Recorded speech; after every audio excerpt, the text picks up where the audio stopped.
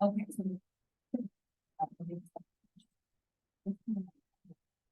That around that to give that. We do need to put. Okay. And then here, I guess. This is kind of what said, which is kind of what said, but if you want. I would like this because I think this there's something. We have so far, so. So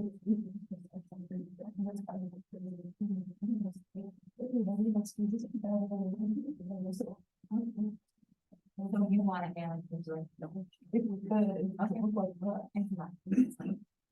So we'll just take that.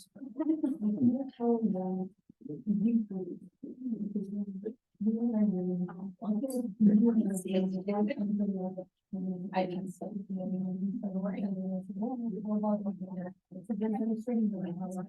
Wow, so I just I'm giving you content around it, so I can have this. To actually work it out. Put that in there. Right, so you want me to read when you vote it, that our meeting will be, I'll read what was actually said, and then we can have.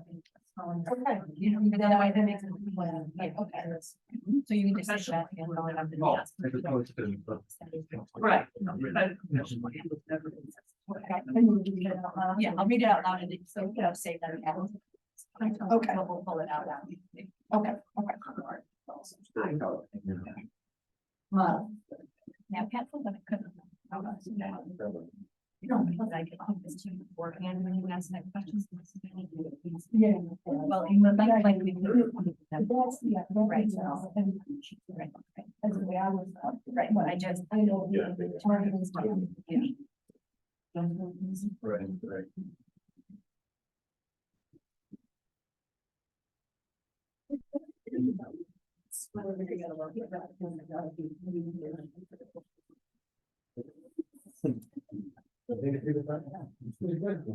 Yeah, yeah.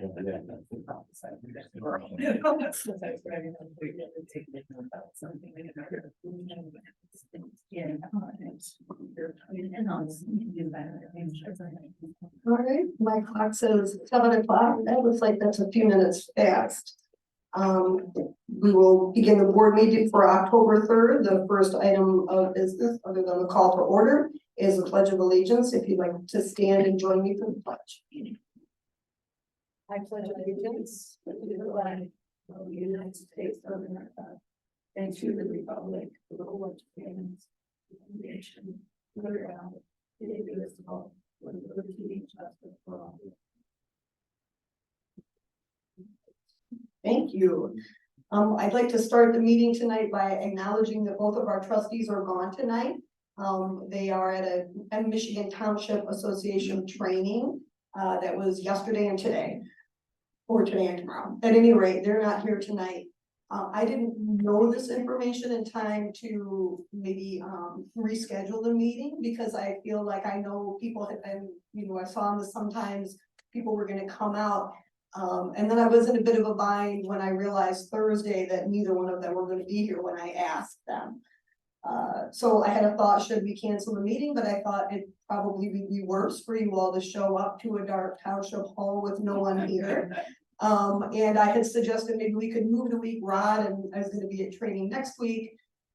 So Amanda, we kind of talked about it. We just said, well, we'll have our meeting tonight. I apologize that the two trustees aren't here. We're happy to hear everyone. They can listen to the Zoom later. So we'll carry on, but that's the reason for the two missing seats here tonight. All right, next on our item is public comment. We ask that you would come to the front of the room and use the microphone, say your name. Everyone has 3 minutes. And we should begin.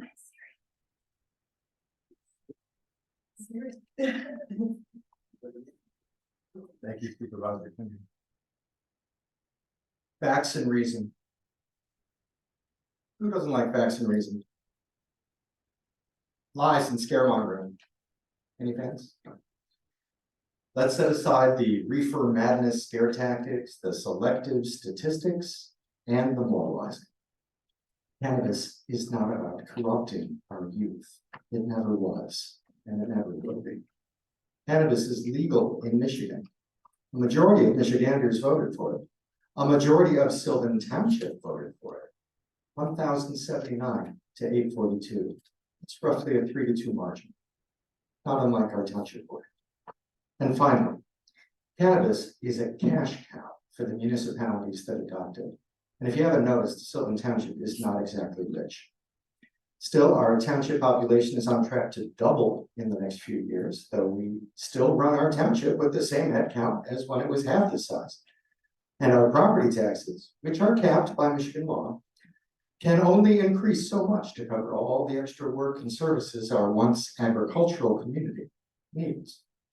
Cannabis is a crop, like corn, a heavily regulated, policed, and quality assured crop that many use for medicine, others for recreation and the safety and comfort of their own homes. Cannabis grow operations are not cornfields. They're typically warehouses with careful temperature and humidity control, special lighting, and tight security. And finally, cannabis dispensaries are not crack houses.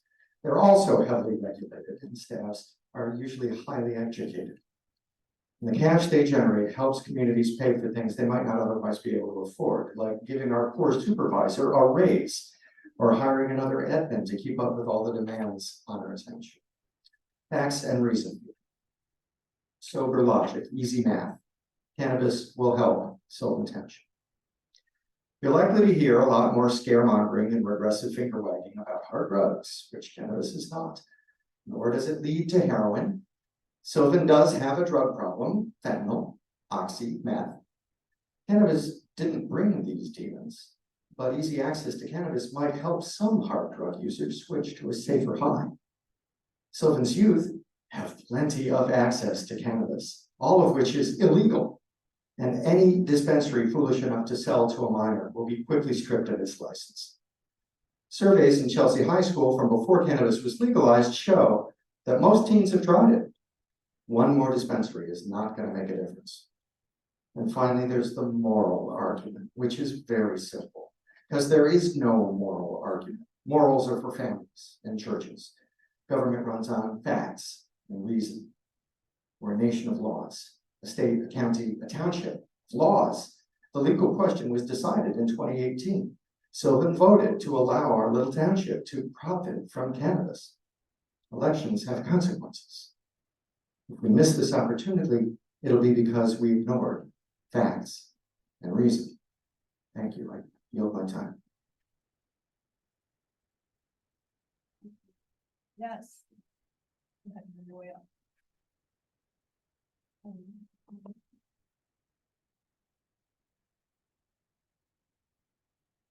While we're talking about facts, I don't ever remember voting for a dispensary in Sylvan Township. If we're doing that, in the last meeting, I believe you guys said that you were gonna collect from some more information.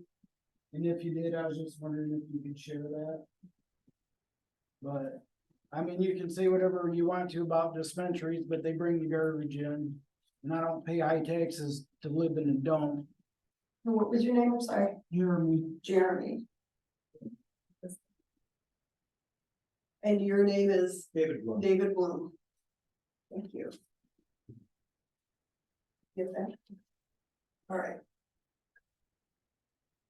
Let's go back here and then we'll go.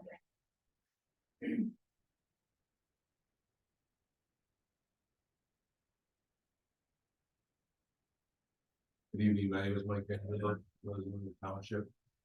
I would ask the board not to be tone deaf to the hour of comments that was offered at the last meeting. A lot of it based on some research and facts. Just because we voted for the state of Michigan to allow marijuana did not mean that we voted for Sylvan Township necessarily to be offering what was being proposed. So please don't be tone deaf to that hour of conversation we had last time. I would also like to offer a comment that I do think that the public comment at the end of the meeting is worthwhile for the public to be able to have an opportunity to react to things that were said and heard during the meeting itself. So please don't forfeit that opportunity for the residents. Thank you.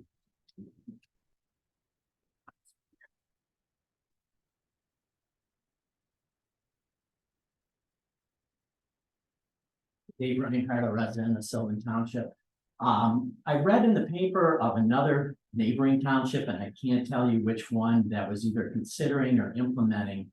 Having high schoolers or young people kind of sit as trainees at the board, and which is great, because we're not gonna be the ones affected by a lot of the decisions that are being made. And I thought that was a great idea, and it's something that we should consider somehow. And then that led me to think, if we had two high schoolers sitting here, how many of us would be proud of what we said?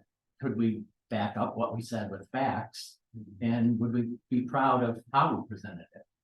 I just thought that might bring a different approach to things a little than just having people talk back and forth here. If you're really proud of what you say and how you say it in front of the kids. Thank you. Next, yes. If you'd like to stay where you are, if you've got a big voice, we can hear you. Or Baca, Sylvan Township. 2.5 years ago, or so we had a problem in Sylvan, a shooting.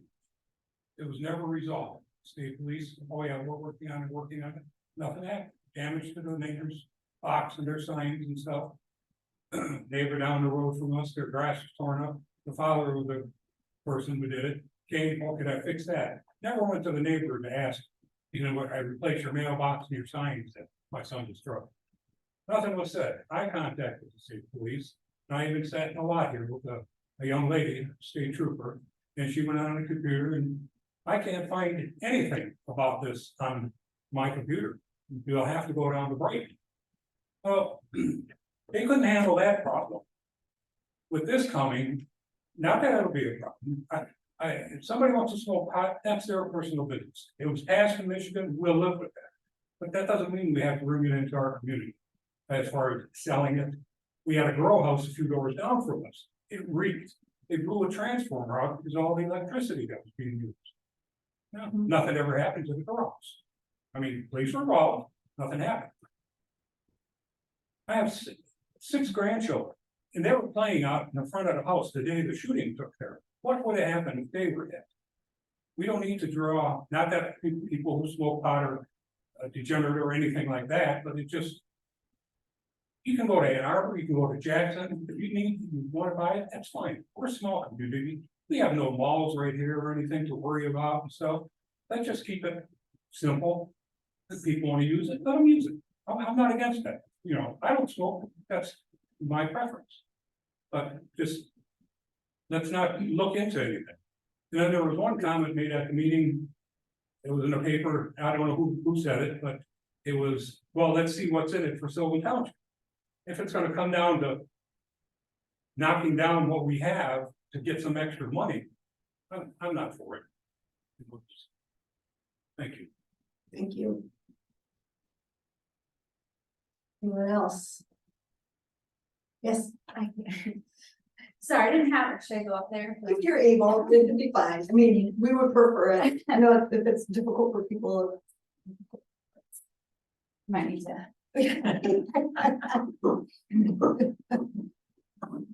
I'm going. So that's Abaca, Sylvan Township as well. I'm sorry, I'm a little nervous here. I didn't create anything big and prepared other than what my thoughts and feelings are. So 3 or 6 of those grandchildren, 3 of them do belong to me. Grown up here in Sylvan Township, basically my entire life. So I've been in Chelsea. I've seen the good, I've seen the bad, I've seen the drug issues and all that. I've seen marijuana grow, I've seen people use them, I've seen the positives, I've seen the negatives. But I've also heard with it all the different stories, obviously, that come with it. We know that with these dispensaries, obviously, my trip from here to Ann Arbor daily, I'm passing by at least 8 to 10 different places telling me where I can get them, named Cookies, where my kids also would love to go eat there, by the way, not realizing what it is. But I see all the signs too that it can get delivered to your home here in Chelsea. So I don't even need to go anywhere if I really wanted to go get it. I can easily still get it here if I wanted to and make that choice. But my concern is that with it, I understand that can be regulated, just like the tobacco industry. You were supposed to move into these vaping pens, which were supposed to be way easier, way simpler. Years down the road, now we're hearing all that research of all of those problems, all of those issues, and all of the, what was supposed to have been regulated was not. And now that's really hardcore affecting our teen industry. What's gonna happen with marijuana? We don't have all of those answers. We don't fully have all of that research. This is a really new thing. Once we allow it in here, it's one of those that, once we say yes, can we say no? Can we undo it? What does it take to undo? You can't undo something that you've now let into your community.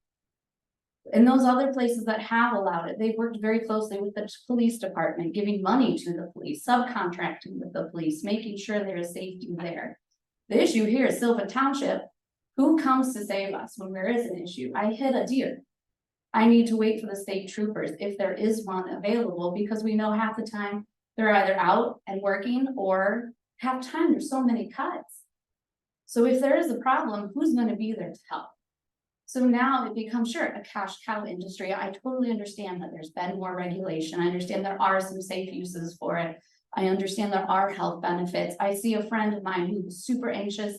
She can take part of a gummy and then all of a sudden she's the calmest that she's ever been, which is a better thing for her than if she was on medicine.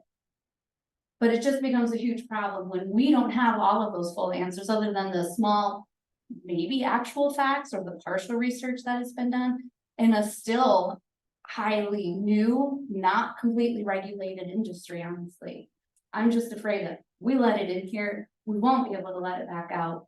I'd say, fine, if you guys want to give it another 3, 4, 5, 6 years when we've seen more benefits, maybe revisit it then, but now's not the time. It's still too brand new. There's still too many issues that are gonna come with it. And I want my kids to be here and grow up and stay here and live here in a safe environment, like I've had the opportunity all these years as well. Thank you. Thank you. Yes, next, who would like to speak? All right.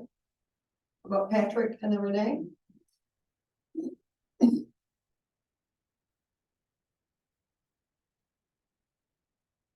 Okay, I'm gonna sound like I'm all over the place. First, I'd like to agree with everybody who says that this deserves some real serious scrutiny. But on the other hand, I also think that it is possible to have this scrutiny and come to a conclusion. Without another year of talking about it.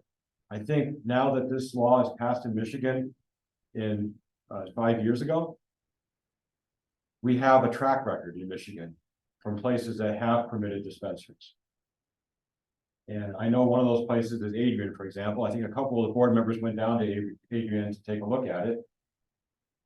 We should be able to answer the question as what happened to the Adrian community? Just be able to answer that question. I don't completely know the answer, but I do have somebody I know who lives there, and I could give her reaction. I don't think it's worth it just one person right now. But this could be found out. We could go on a real fact-finding mission to figure this out. I wouldn't take any action until we do come to a conclusion. I want to bring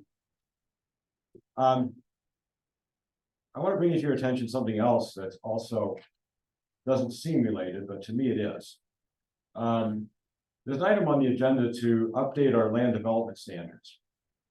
That's a book of about, I don't know, 50 pages or so that determines all the rules for developing a piece of land in this township. And there's a lot of stuff in there that has far-reaching implications too, and I think that needs to be scrutinized, regardless of whether we send it out to a consultant. The consultant may not know Sylvan Township as intimately as some of us people here do, and we certainly have public hearings and all kinds of stuff for much lighter matters than that. So regardless of whether the township needs to legally put this out to a public hearing and a reading, I think it's the right thing to do. I think when on the same principle as marijuana, when there's something like this, it should be studied carefully, and we should know the implications of what we're passing. Good luck on the marijuana issue. I don't have a clear answer myself. I'm not going to take a position on it.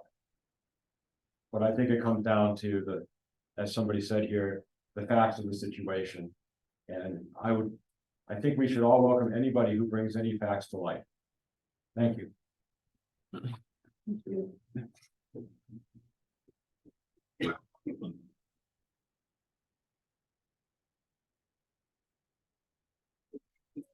Renee Townsend, I'm a resident of Sylvan Township. Just to touch on the marijuana situation. We had a lot of people speak last month. And they presented a lot of facts, and the current research is showing that marijuana is detrimental to developing minds. So what we know now is that maybe we can get some money if we have a dispensary. Maybe we can increase suicidal ideation and depression in our kids. I mean, that kind of seems like an obvious choice there. We don't need it in our township.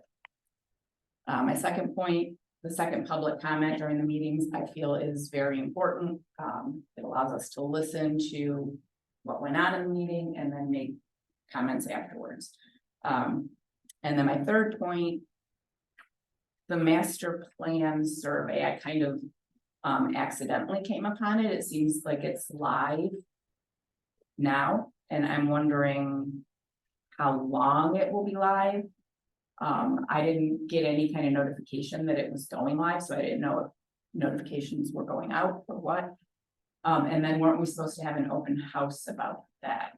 So I don't know if I realize it's a planning commission thing and Sandy's not here, but I thought maybe you guys would be able to speak to that. Thank you. Thank you.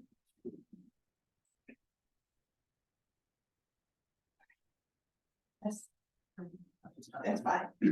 My name is Patty Tabak, I'm Sylvan Township resident, and lived here since the seventies. I guess I'm not understanding if at a previous board meeting, there was so much negativity towards having the dispensary. Why it's being addressed again. My feeling is, I was a previous healthcare professional, there's facts out there, plenty of proof that states that marijuana is a gateway drug. You might not chew it up, you might not ingest it, you might not, use any other means, but if you are taking it in, it's a drug that leads to further drug use down the line. I'm not saying anything against the medical, there's some proof that, cancer patients, other patients, experiencing debilitating disease and that do find comfort in that drug. And that is fine. As my daughter-in-law was saying, there's plenty of signs up and down the freeways and everywhere that promote marijuana, or gummies, the candies, the ingestibles. Well, we don't need that in our township here. We like to keep it clean and safe for our kids, and people who have a need for it, their physician can give them the, well, I guess they don't need it now because it's passed in Michigan, but they can go to many of the neighboring townships and obtain what they need. Why do we have to bring it to our families? Why can't we stand and be different? Just because the state of Michigan had voted for something, I mean, they voted for abortion. Do we have to bring that? It's the same type of thing, bringing stuff like that to your own township. Thank you. Anybody else tonight? Yes.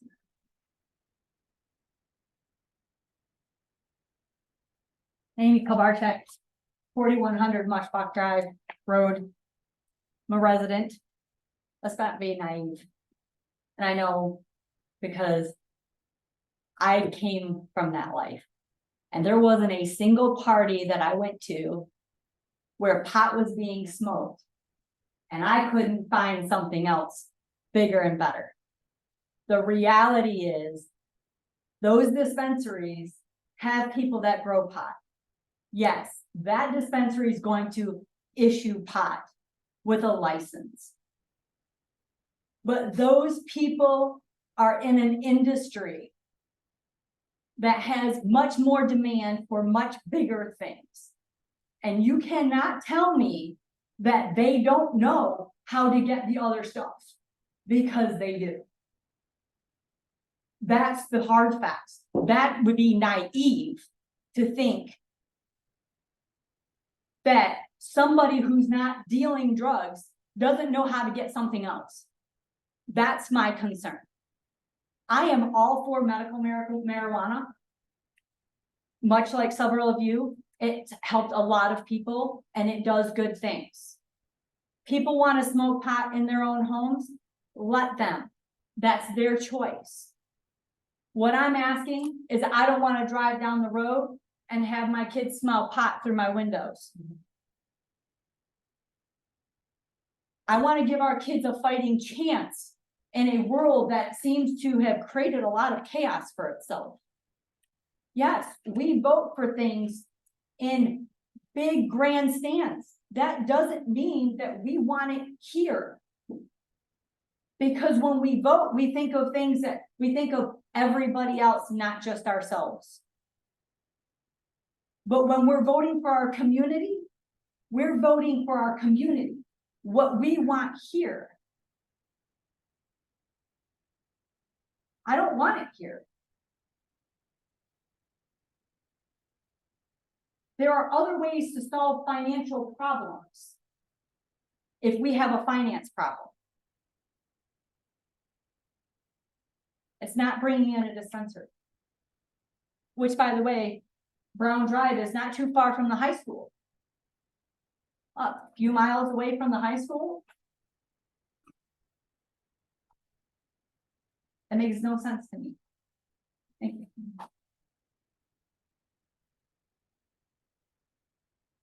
Any other public comment tonight? Yes.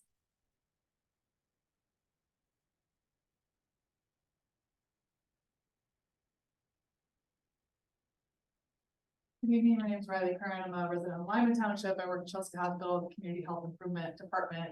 We came and spoke last month about the impacts of marijuana on youth. I brought more of our fact sheets in case you didn't grab one last month. I'll put them by the door over there. There are more than 30 scientific sources, medical associations who have been researching this issue for a long time and have a lot of evidence about the negative impacts of marijuana on youth. Especially now there's evidence about the impacts of proximity to dispensaries, and youth who live or go to school near dispensaries are much more likely to use. And then, as you mentioned, youth who use are much more likely to experience negative mental health outcomes. I also wanted to address the question of regulation. It's not a terribly well-regulated industry in our state yet, unfortunately. The proposal one was named to regulate cannabis like alcohol. It's not regulated like alcohol. There are not labeling requirements in terms of potency, THC potency, labeling of other ingredients that's not required. The marijuana division at Lara is very small compared to the size of the industry in our state. There are not a lot of people that work for the state whose job it is to be going out and making sure that the laws that are in place are being followed. It is still a cash-only industry. That creates a lot of opportunities for corruption, and there's ample evidence from our state and others that is a part of the business, and that is not an infrequent happening. We also haven't learned any of our lessons about tobacco advertising. Like when I was in high school, we figured this out already, right? You can't put tobacco on a billboard. You can't have commercials for tobacco. Now when I fill up my gas tank, I have to watch a commercial for cannabis. And we can't advertise tobacco to kids, and there are dispensaries called Cookies that are Cookie Monster Blue. So you can't say that the industry is not advertising to kids when there are billboards with troll hair on them and like bright colors and things that are clearly aimed at kids. The flavored vapes that have THC, Fruity Pebble flavors.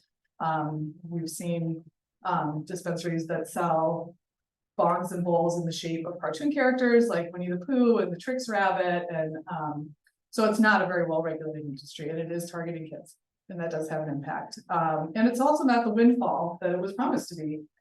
You can look up the amounts at the state level of how much each dispensary license was worth to each municipality. One dispensary is not going to solve any financial problems. It's gonna create more problems than it solves. Thank you. Anybody else?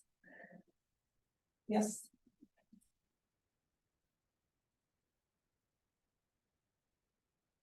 Good evening, Kevin Townsend, Spruce Run Drive. Echo a lot of the things that have been already said today. I want to make sure everyone understands we're not presenting a case against the legal status of marijuana. That's been voter decided. We all know that. No one's trying to deprive anybody who's using it recreationally or for health reasons. There are FDA approved reasons for cannabinoid derivatives, and there are homeopathic uses that many patients find relief from. That's fine. We understand that. I'm a pharmacist. I understand. We don't need to start resurrecting terms like reefer madness. That's not helpful to this conversation. We're trying to get into data-driven conversations around why this is not a wise choice for our community. Point's been made. Readily accessible with a short drive. Delivery is an option for those who choose that. I pulled the article that references the risk of higher use among young people who live in a 4-mile radius of a dispensary. That's independent of the law that says you can't sell to young people. That's saying, when you look at all of the data in a population, young people who live within a 4-mile radius of a dispensary will have higher use and higher cannabis use disorder. So I pulled the article, I sent that link to the board, so you have a digital copy on your computers. I also sent a link to the meta-analysis I shared last month that pools many studies. And again, people talked about we have partial facts. As a scientist, I agree, we have partial facts right now. And looking at the facts that we have right now is a progressive discussion. It's not a regressive. Regressive would be using an article on prohibition to compare to what we're talking about right now. This is a regressive argument. Progressive is looking at the best data we have right now. A meta-analysis would be one of the best studies we have to look at because it pools many small studies. And that was the article cited by someone else that said, when you have higher use among young people, you can pull the study. I'm sure the link is out there. You will see higher risk of depression, higher risk of suicide ideation, and higher risk of suicide attempts. This community has dealt with suicide issues in our young people. When our kids were in high school, there were campaigns trying to get to the root cause of that. Why would we introduce this?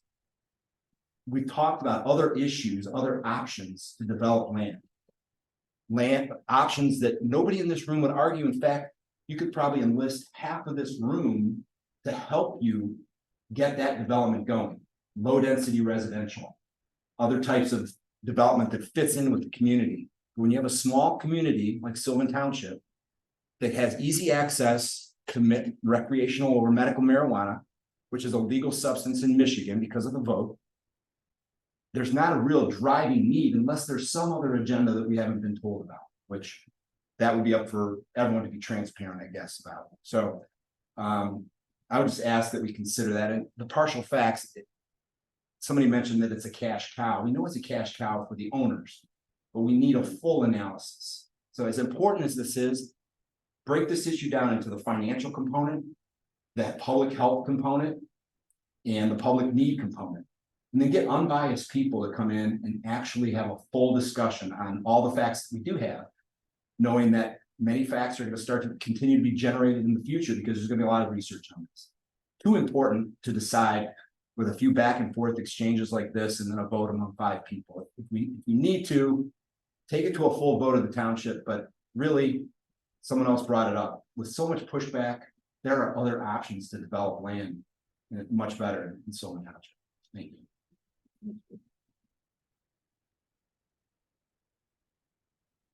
Anybody else who hasn't had an opportunity tonight like to speak? Yep.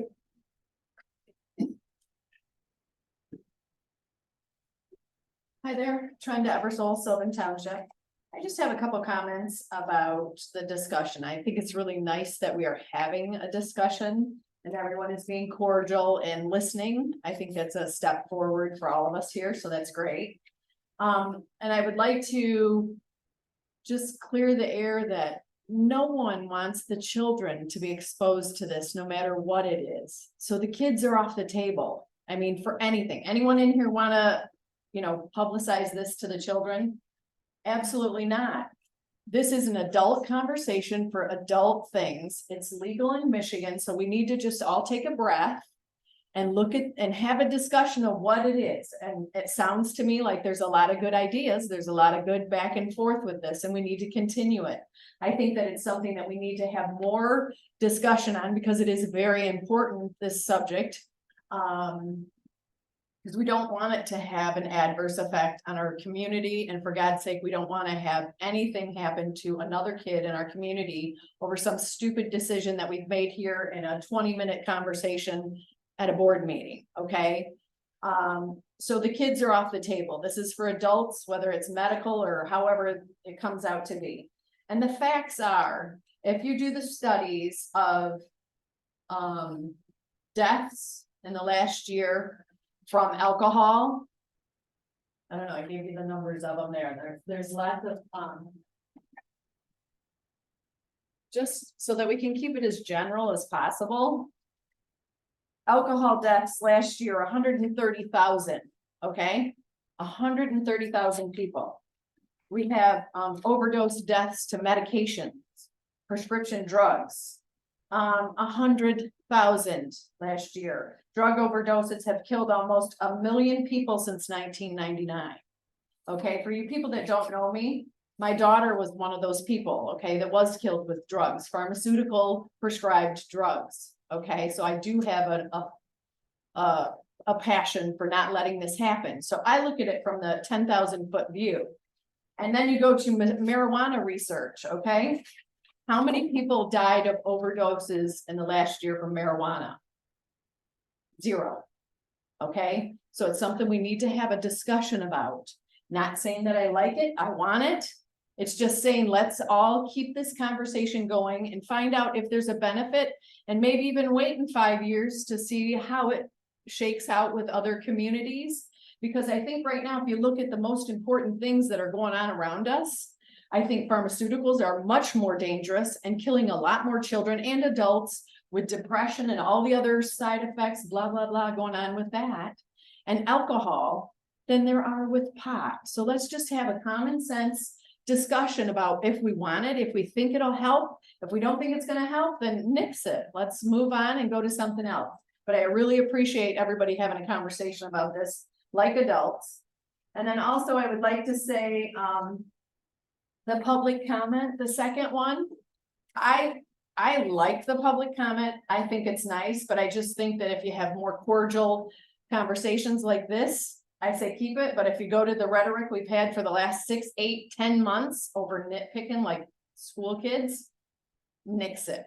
Because I just think that when you come up and you can't come up with a solution, if you have a problem, state it. But if you don't have a solution, something to help the situation, zip it. We've already heard it 10,000 times. Let's move forward. Let's stop hashing up everything from the past and start looking towards our future. There's too much going on crazy around here. We have a room full of people that want all the same thing. We want Sylvan Township to be great and be Sylvan Township.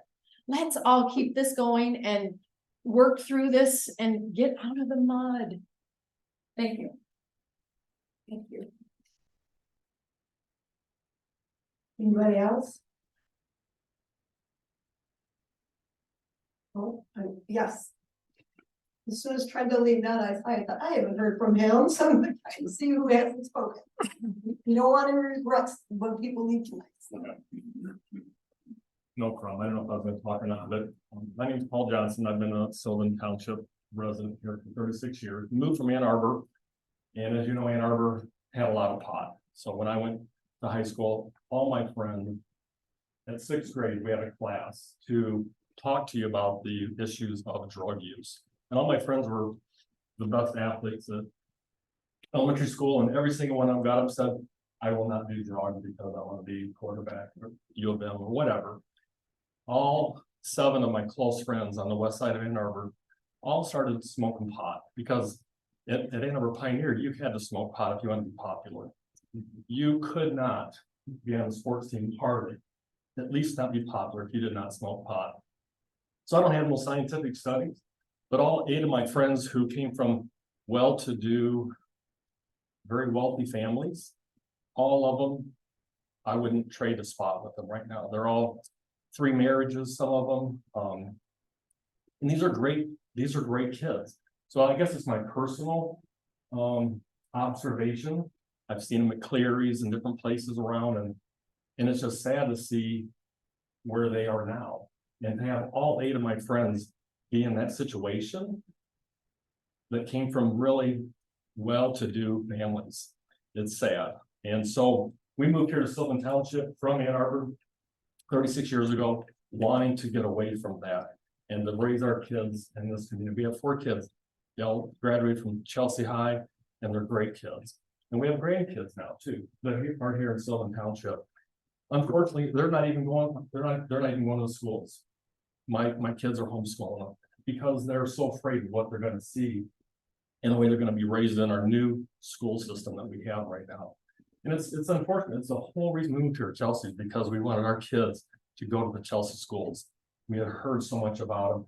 And when I was a kid, we'd always drive out here on our cycles, and I just always talked about Chelsea since the time I was 17 years old and told my neighbors, I'm moving to Chelsea. And they're like, where's Chelsea? They didn't even know about it, but I just always loved this town. And we moved here 36 years ago now, almost 37. And it just, I don't want to bring Ann Arbor to Sylvan Township.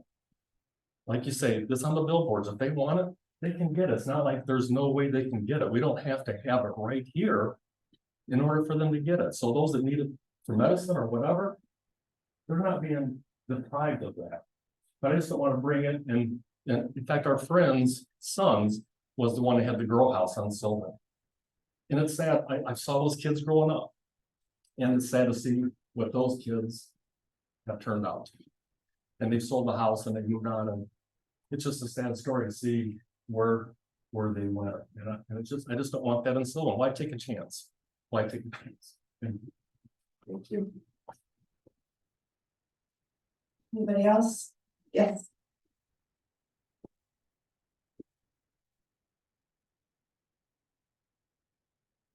My name is Kate Yoakum, and I am an employee of Chelsea Hospital in the Community Health Department. I'm also the Seriously Director, but to the points that I've heard about removing youth risk from the equation, I'd like to just speak to that, especially when we talk about adverse health outcomes for any population, including traffic-related deaths. So 25 to 50% of daily users become clinically addicted. These symptoms that affect your heart, such as cardiovascular diseases, heart muscle dysfunction, heart attacks, blood clots, strokes, and sudden cardiac death that have been reported by the American Heart Association to be affiliated with frequent marijuana use, have led them to issue a formal statement and advisory against frequent use for all ages. The National Institute on Drug Abuse states that it increases the risk of nicotine, alcohol, and drug dependence for all users, including addiction. So that also counters the point that this is not a gateway drug for any user, regardless of developing brains.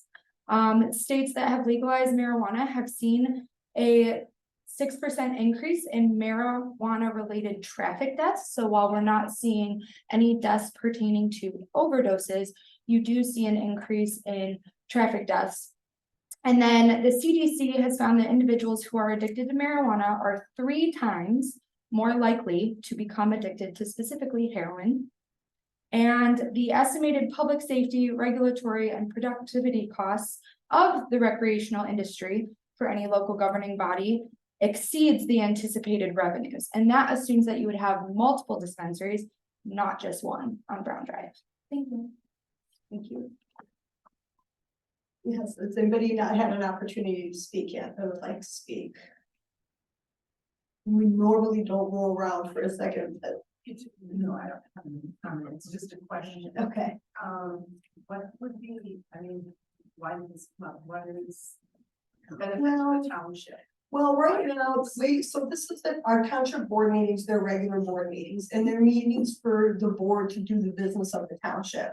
as part of the Open Meetings Act, also known as the Sunshine Act, we, you know, because this used to happen in closed sessions and blah, blah, blah. So the Sunshine Act says, anytime there's a quorum of people, it needs to be a public meeting. And every public meeting has to have a time of public comment. And so this is a time where you can comment to us. It's tempting to respond to each one, but I've also been in the meetings where that happens. And then, you know, we've been 45 minutes, we haven't even gotten to the agenda yet. So the meetings can be extremely long.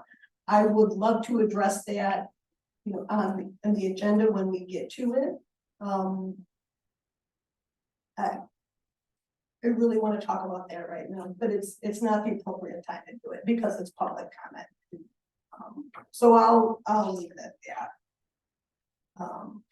But if you have to leave early or you're not satisfied or something, my business card is out there, and email me or call me or something. So we want to make sure that everybody has opportunities, not just here, but other places where they can communicate with us. So hopefully that will work. Are there any other public comments from anybody who's wanted to speak tonight? All right. Thank you very much. So the next portion on the next item on our agenda is Susan Lackey, who is our representative from the Chelsea Assistant Library Board, is here tonight. Thank you. Thank you. First of all, as I end all of my written reports, I want to thank you all for the honor of being able to serve the township on the library board. It was kind of one of those things I always wanted to do, and to be able to do it for the township I live in is really quite a wonderful thing. With that, though, I do provide you guys with a monthly written report. What I don't know is, am I addressing the kinds of things that you're interested in learning about relative to the library? Is there information I can be bringing to you that I'm not? I know this is not a dialogue period, but I really do want questions and answers. Well, this part's a little different, maybe, because it's a little bit of Yeah. we put on there questions and Sure. answers that you were looking for, you know, feedback from us. Exactly, because I want to make sure that I'm meeting your needs, because I'm here to represent the township, not me. Yes, I appreciate your reports. They're thorough. You know, sometimes when they're in the packet, I'm a big fan of verbal reports in a bit of a way, because then you can kind of talk about it. But I know when you provide information, you're providing what's going on at the library, what's going on, other things to budget, talking about Moby coming out here. So, I mean, I can't think of anything. That's thorough. I appreciate it. I mean, if I had a question, I would follow. And I would be happy to come with greater frequency to the board. I haven't, because there haven't been questions, and like everybody else, 5 o'clock comes and I get really lazy. Well, and maybe we can work together if you feel there's something particularly compelling, you know, and that the people should know about, because I'm not sure they read them, or maybe we can highlight Sure. dates or something in there, because the library is just, you're always popping, there's always something going on, there's some dates going on, so we want to make sure that we can help you broadcast that, you know, as much as we can. And to that, we'll say, I think the mobile unit was gonna be coming out here maybe before board meetings. I think last time they didn't have a lot of people, but if that's something people feel would be cool and you could come, you could, there's all kinds of things you can do with that mobile unit. Order books, have them here, so if people would like to do that. we can Yes. expect it. And Moby has been incredibly well received throughout the entire district, particularly in the rural townships like Sylvan, but also in the city of Chelsea and in the more suburban areas, that people are just really excited to be able to access the library on more or less their schedule, or at least a little more their schedule than having to go into town and go to the library during library hours. So it's pretty exciting. The other thing that along those lines that I would mention is, because this is something I didn't know until I actually went on the library board, is that you can, if you have materials available or ready for you at the library, like on hold, or you've ordered to have them checked out, with a locker system. So for people who are concerned that they can't get to the library during regular library hours, and I know when I worked, I was often not back in Chelsea before the library closed. They can be dropped, they can be left in those lockers. for your access, so. And I those think a lot of lockers are in between the double doors. Yes, Those they're are in the, double they're in the doors. vestibule where you want to drop your books off and. That's So, great. which is something that it's on our website if you look for it, but if you don't know to look for it, it's kind of like, huh? And as a power user, I was quite surprised, and gratified to learn that.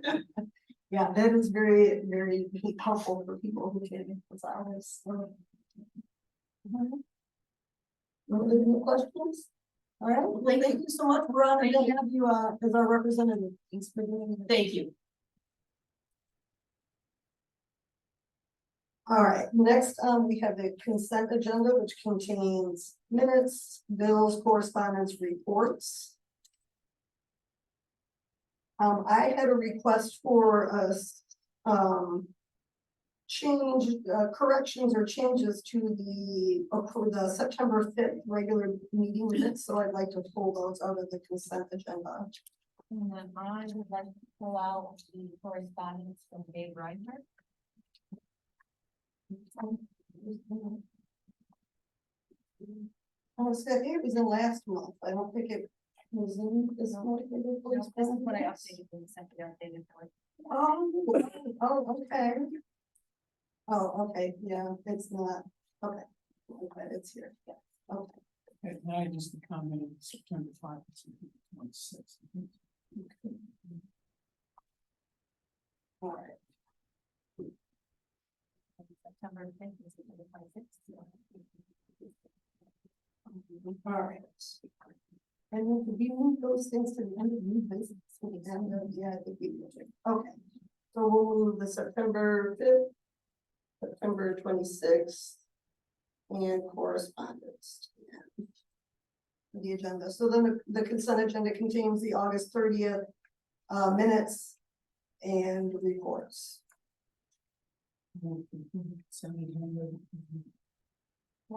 right, thank you. Motion by Rod, supported by Amanda. Is there any discussion? All in favor, say aye. Aye, opposed, say nay. Thank you. Motion carries. Next we move to approval of the irregular agenda.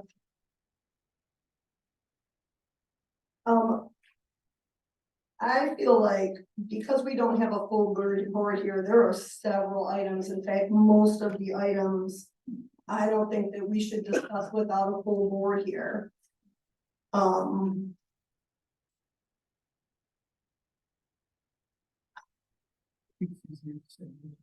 Yeah, well, I feel like as much as I'd like to address the second public comment tonight, do we feel like that's appropriate to do without them here, or should we wait? Let's wait.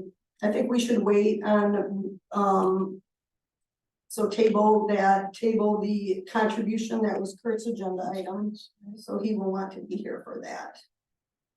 We can leave citizen of the year, we'll just talk about it. I just mentioned to the lady that I would, just talk briefly about the marijuana, but there's not going to be, I don't think we should have a discussion about the situation without the extra 2 board members here. So maybe what I would like to do is remove that item, and then at board of member comment at the end, I can talk a little bit about your comment or talk to you afterwards. So we're removing number 1, number 2, number 3. Yeah, I think we can talk about citizen year because we're just reminding everyone that we're gonna do it. It's pretty easy. Oh, I'm sorry. You're right. 1, 2. The discussion on marijuana 4, and then updating the land standards. I can maybe address that the same way. I know Patrick had questions, but without the full board here, I don't think we should address it. I also don't think we should, let's table the IMAG because that kind of goes hand in hand. Boards and commissions we can address. Do you want to address the extension of the C3 agreement?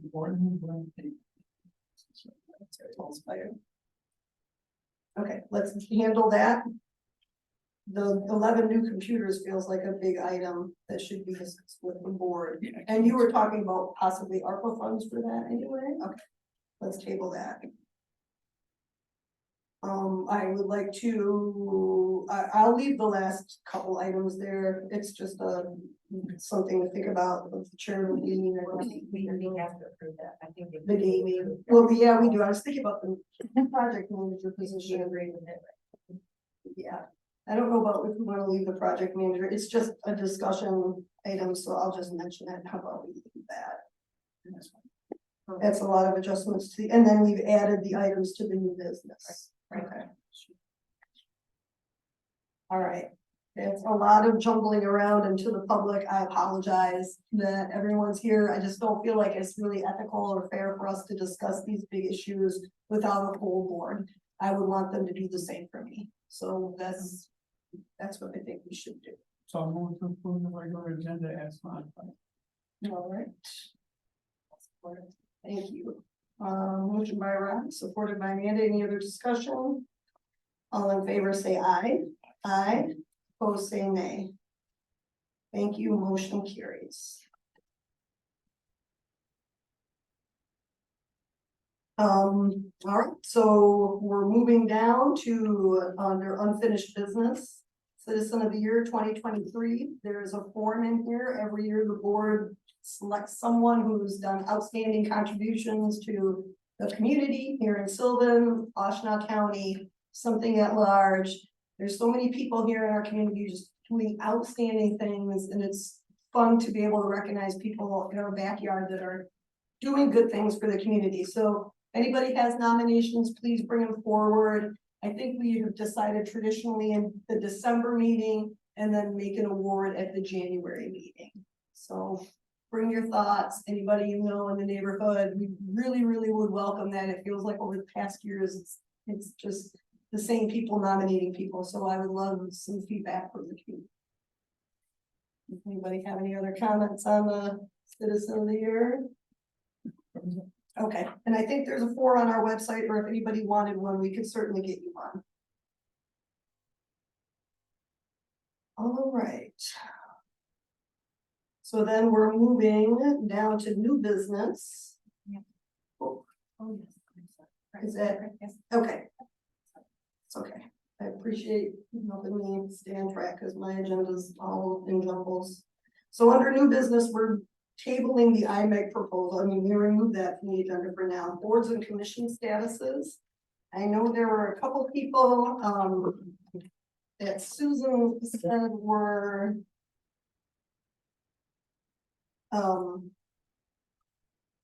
yes. So Susan Lackey, who is here tonight, Susan Gilby, our office receptionist, tells me that her term actually expired at the end of last year. So I would like to move that we renew Susan Lackey as the Sylvan Township representative to the Chelsea Library Board with a renewal of a 4-year term to expire December 2026. Second one. Right. Any discussion on that? Okay, all in favor say aye. Aye. Opposed say nay. Thank you. Also on our zoning board of appeals, Ed Blisick apparently expired at the beginning of the year. I spoke to Ed, or I emailed Ed, and he would be happy to continue. So I would like to make a motion to renew Ed Blisick on the zoning board of appeals for a 3-year term to expire January 2026. I'll second. Any discussion? All in favor say aye. Aye. Opposed say nay. Thank you. And then the other one on here is just to mention that we have an alternate position available on our board of review. And the board of review is a great group of people who gets to work with our fantastic assessor, Catherine Stull, and Dave Reinhardt is on the board here nodding his head. They do a lot of work when people have, problems with their assessments. You have an opportunity to come in front of the board of review, and there's dates and opportunities for that every year. And it's a really great learning experience. It's not a monthly thing like the planning commission. They meet every month. Board of review meets 3, maybe 4 times a year. Some of the meetings are very short. The ones where people can come in before you and argue their points on their assessment. Those are a little longer days, but there are only a couple of them. So if you have any inkling to serve your township, this is really a great way to do it in a limited capacity. So we have forms for that. If anybody's interested, we could use an alternate, and then you would just, if one of the 3 regular members weren't there, you would be called upon to fill. So I would encourage anyone to look into that if you have the time to do so.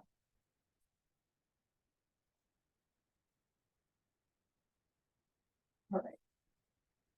That concludes the boards and commission statuses. Extension of the agreement with BC3. Yeah, that's right. That is actually expired and we're running on a day-to-day basis right now with them. They've informed me.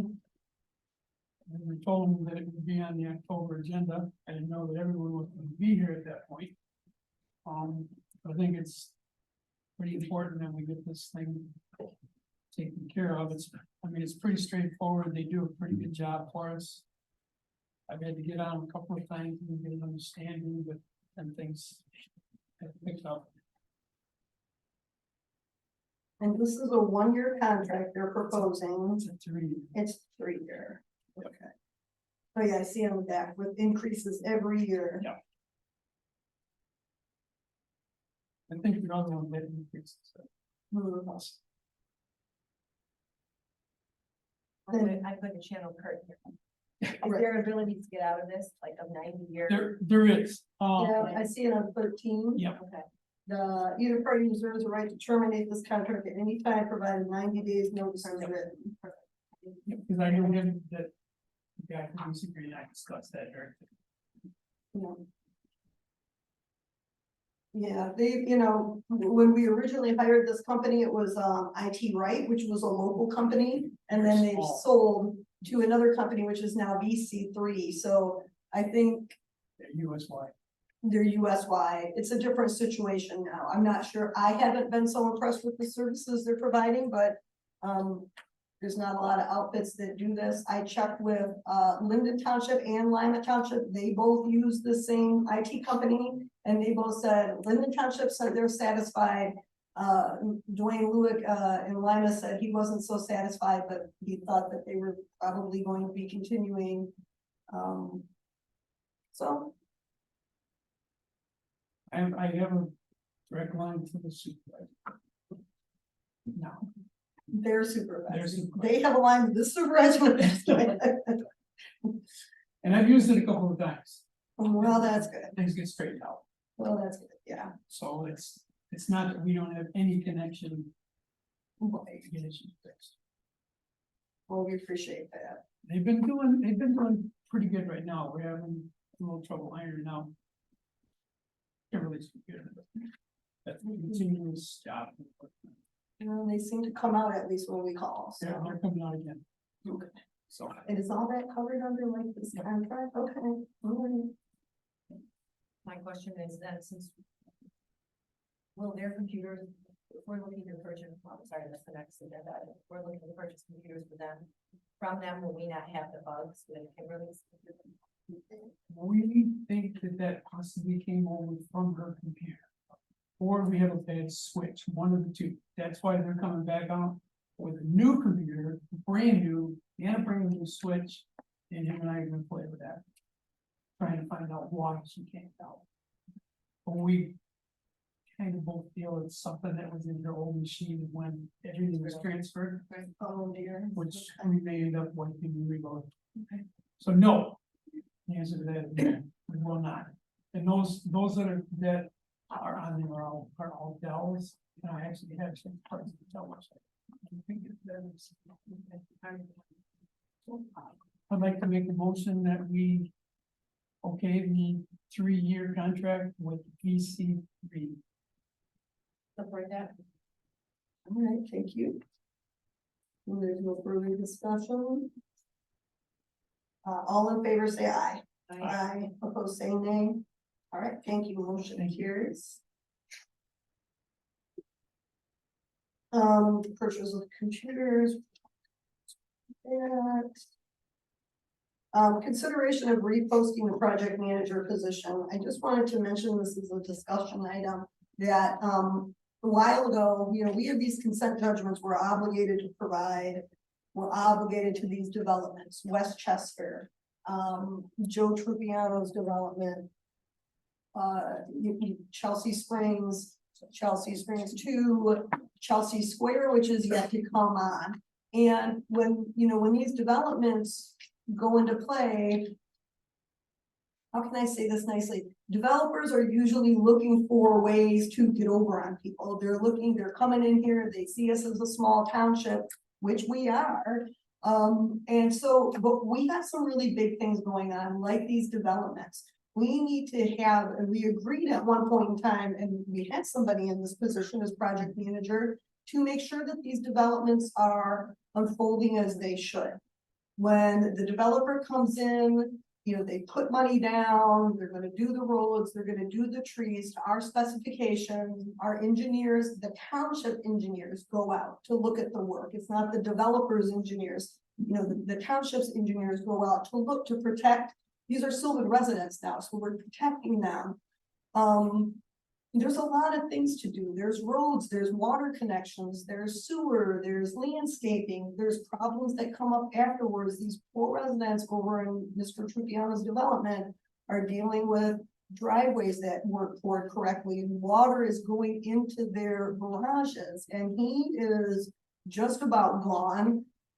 So I would like to bring this up to the board again. I think that we need someone who could be a project manager position to follow these developments. And we're about to have, hopefully, 2 more that will get to go. These consent judgments we're obligated to. 2 of them are stuck because of the Leone sewer situation. Once that goes, these developers are gonna wanna build. Jack Knowles is building an 81 unit apartment complex. We have to make sure people are doing it right. We have to make sure they're abiding by our, you know, ordinances. And the engineers, yeah, they went out, who's checking that box? Who's checking the boxes that on all of these developments to make sure? And it's not my job as supervisor, it's not the clerk's job, it's not the treasurer's job. So we were saying we needed a project manager. And for a while, I think Mr. Kosick was our project manager.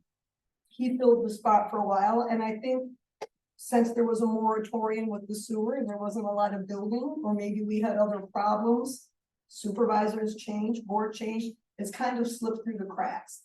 And I'm getting a lot of phone calls from people in these areas that they're desperate, they're in a bad situation. And now we're chasing after this developer when maybe a year or 18 months ago would have been a better time.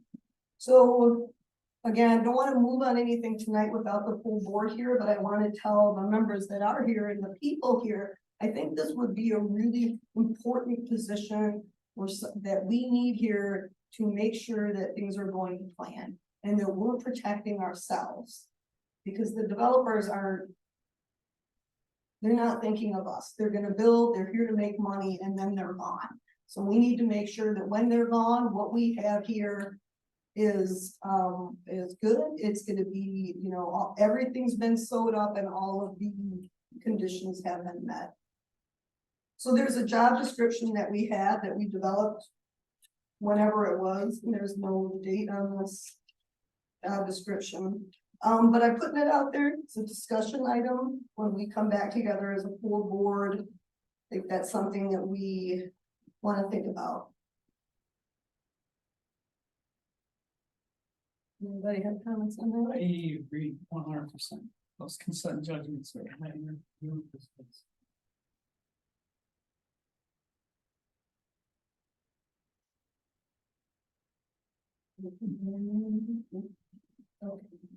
All right. Then we will be moving on to the charitable gaming resolution. Our sanctuary brought this. Well, listed in my agenda item, I was not really involved in that conversation, so. Well, I apologize, I can speak to it. I was there when she came in and she brought it, and it was funny. It's their new program to manager, and she said, "Oh, well, we've been doing this for several years," and we said, "Oh, no one's ever come in to tell us." so she dropped off, they're having an event on October 15th as part of the event, they're having a raffle, some sort of lottery thing, since it's gambling, the state has to get information, particularly that they are a bona fide nonprofit, and things like that. So she submitted what they're gonna submit to the state. I sent it to the attorney. I said, is there anything else we should get? And you should get the whole packet, everything they're sending to the state. So we received that. We didn't put it all in here because some of it was IRS paperwork, had, you know, EIN numbers that probably shouldn't be out to the public, but we did put the resolution they brought and the Department of Treasury letter showing that they do have a 501c3 status, and so they are a bona fide nonprofit. So the resolution that the state requires of the local municipalities says at a regular meeting of the Sylvan Township Board called to order by Supervisor Kennedy on October 3rd at 7 p.m. the following resolution was offered. And then it's moved and supported that the request from the Barn Sanctuary of Chelsea, County of Washtenaw, asking that they be recognized as a nonprofit operating in the community for the purpose of obtaining charitable gaming licenses for consideration, be considered for, and then it has a blank, you could put approval or dismissal. So what sounds like they're asking us is that we recognize them as a nonprofit organization assisting the community for the purpose of obtaining their charitable gaming license from the state.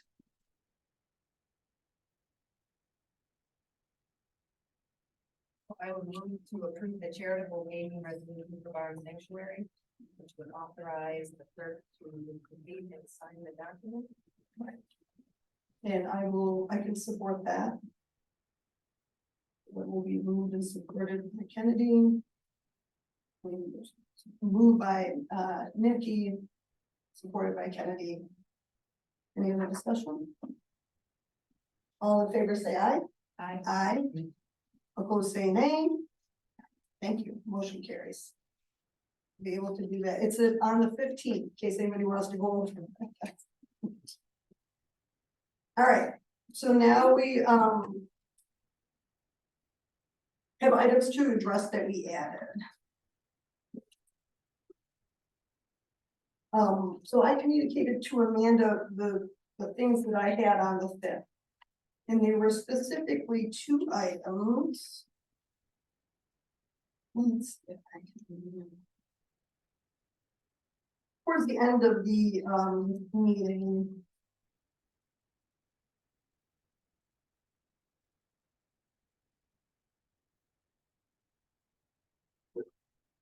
Where is the discussion about the vault? Or was the other one first? Oh, I see. It was at the end. Okay. Kevin Thompson's comment. Okay. So on page 16, under Kevin Townsend's comments, I noticed a difference in some sentences that were said there. And so I feel like it didn't accurately capture what he said. And so I asked, I said, you know, this is what I heard. I went back and listened to the comment again. And so I presented to Amanda, and then I don't know if she is, that's okay. I don't know if you, So the second question for you was Townsend said there were 3 board members who seemed to always vote together, no matter what the residents said. Right. And what I heard that night was you always vote together when it matters. And to me, that's a different statement. If you say you're always vote together, that's a different statement than you seem to vote together. So what I proposed, and Kathy and I talked about it, was I went back and I actually wrote down verbatim what was said, because I think that gives context to why I wrote the sentence that way. So I will propose adding the actual verbiage, which was, and just so you know too, so Kevin Townsend's total comment had 885 words, and I condensed it to 239. So that just lets you know I'm condensing these comments. So Kevin says, and a gentleman pointed this out earlier, you didn't listen. You did not listen. Because as soon as we came back to it at the board, it was about revenue. Revenue, revenue. And again, no offense, but the story about, I only see it on Brown Drive, which is not good for me either. It shouldn't be anywhere in Sylvan Township. I don't believe you, Rod. Now Sandy is over here talking about, well, there are some agricultural properties where that's the only way. It gives another opportunity for property owners to move their property. So we all know this is a 3-2 committee. 1, 2, 3, 1, 2. 2, or excuse me, 3 and 2. You guys are always voting as a block whenever it counts. We know you talk a lot. I know, it's my opinion. So you should get your story straight, right? Is it about farmers getting rid of their property, which probably has nothing to do with Brown Drive? I'm sorry, I'm just looking at what I see up here and putting 2 and 2 together. And I'm sure other people can do the same thing. So you're not listening. We could have 10 public comments and you wouldn't be listening. And then later on, a little ways down, Mr. Townsend says, trustee Kozik gave the board an opportunity and out to listen to the public and kill it. 3 to 2. So when we're in Mr. Town, so he said that. Did you say that extra part about? It's just 5 or 6 lines down. So the point, so I'm trying to pull all of this together and condense it into the sense that was in the minutes, or that is in the minutes currently. So if you want to add just all of that verbiage around the statement that you're talking about, which is, That you will always vote together when it matters. Right. If we have, 3 and 2, you guys are all to have that in there, I think then that's what we do. But I think to me, that's an important, I feel like that wounded me because that is not true. So I would like to have that reflected. We'll have another public comment item at the end. We can. So where would you like that verbiage added to these current minutes? Wherever it was. I mean, if you're replacing Townsend said there's 3 board members who seem to always vote together with 3 board members always vote together, or where it sits. And if we want to put everything in. So where I'm going to put it, is Townsend said he did not believe that marijuana was only being considered on Brown Drive and thought it was planned for Pierce Road based on Shelton's comments. I will add it directly after that for verbatim quotes. Okay. And then I also felt like at the end of it where, there was a discussion about the vault. And so I know you and I talked about it as well, and you wanted me to add verbatim. I would appreciate if you added verbatim, because I felt like what happened at that meeting was Rod said, what are we gonna do about the vault? And there was about 10 seconds of silence. And I said, how would I go downstairs with you guys and we'll work it out? And that became Nimke, Branham, and Kennedy agreed, which is fine, because that's what we did. But I feel like it in a way like minimizes what I'm trying to do here, when I'm trying to be a leader and be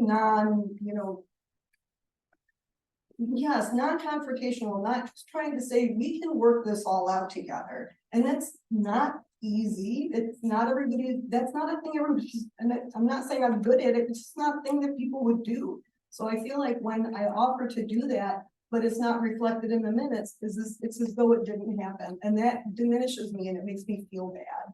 So I would like to have it, if it has to be verbatim, then that's. Yeah, we can just write just verbatim, because we're Brandon asked where things did with the vault, then we can just add this verbatim. This language that I told you is verbatim. Right, and that was that Kennedy said. Right, should we 3 meet, figure something out, hammer something out, and all come together and kind of look downstairs and see what we can do. I said, sound great, Brad said. Okay, those were my issues. So that's where I will add it. I appreciate it. Okay. Now, Brad, I guess if you had questions, why don't we just address it? That's fine. And mine was just, because on page 6. Okay. At the bottom of the second paragraph.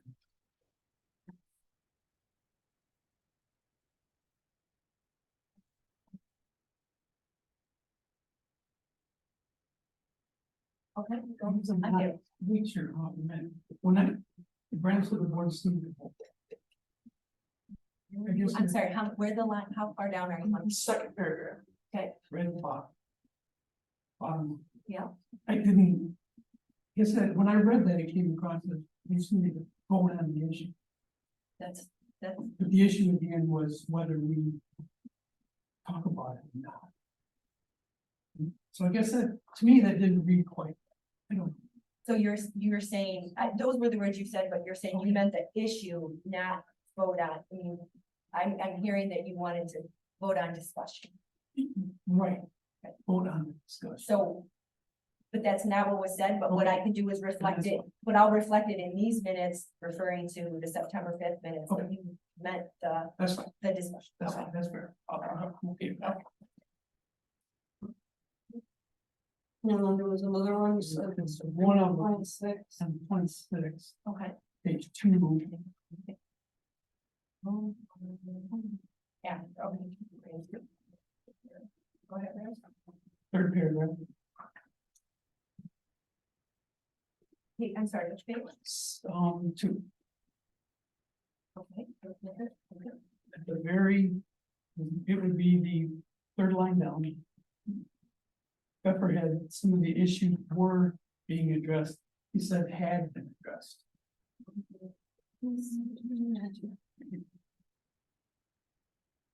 Oh, I'm not, I know, here, I was, I think it's in this paragraph. okay. Wait, No, I see what you're saying. So you think he said had. Had, Okay, so you want that's what I word heard you change say. to have. Just that, Okay, that's it. noted that. Noted what we meant. Okay, That's all I got. all right.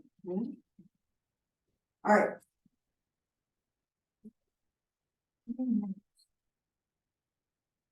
So should we make motions to approve those amended minutes? Oh, no, I'll just, you got some correspondence. Yeah, but we can do this. Do you want to just, we should go back and approve those. Yeah. All right, so then, motion, let's do this September 5th, I guess. First, is there a motion to approve the September 5th minutes? I'll move to approve September. All right, and I will support that. Okay. Any discussion? All in favor, say aye. Aye.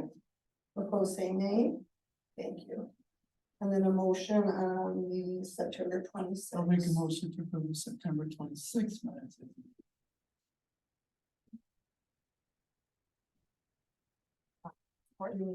Okay, great. Supported by Amanda. Any discussion? All in favor, say aye. Aye. Opposed, say nay. All right, thank you, motion carries. All right, so the correspondence. So thank you, Dave Reinhardt, for following up with an email. Which then pushed me to actually do a little research on what I knew when I would first walked onto the board. There was a situation where an applicant had applied, an applicant on Mushball Road had applied for a zoning permit to build out his farm as a medical marijuana facility. So I went back and did research, and it looks like initially that he had submitted an application as a medical marijuana facility. And the Chelsea Area Construction Agency weighed in and said you can't issue a permit because he doesn't have a license from the state. So there were a number of emails that went back where he was told he needed a license.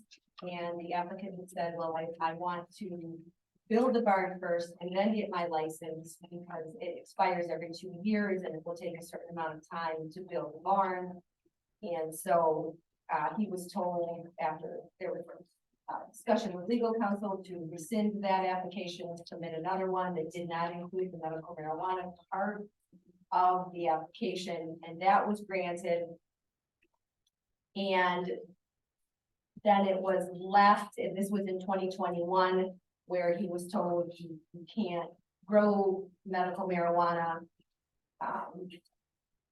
But the man, but he still had the same electrical system put in, he still built it out, and so I was under the impression that that was a medical marijuana facility, and again, that was back in 2021, so I did misspeak. not knowing that there was a process to follow. But it does raise some red flags for me, because this is clearly a situation based on some resident input where this man is. And based on, you know, and speaking with the Chelsea Area Construction Agency, this file is still open because they expected to do a certificate of occupancy inspection. And so at this point, none of that has happened. So it appears that maybe the man did not follow through and get his license. But based on some resident comments, I mean, he's doing something there. And the electrical system that he has installed in this building, Kaka has said is, you put this in when you're going to grow. Yeah. So. And he did put it, he did turn it, he did give us in our file, in our folder here in the Wishbah file, we have a copy of his medical.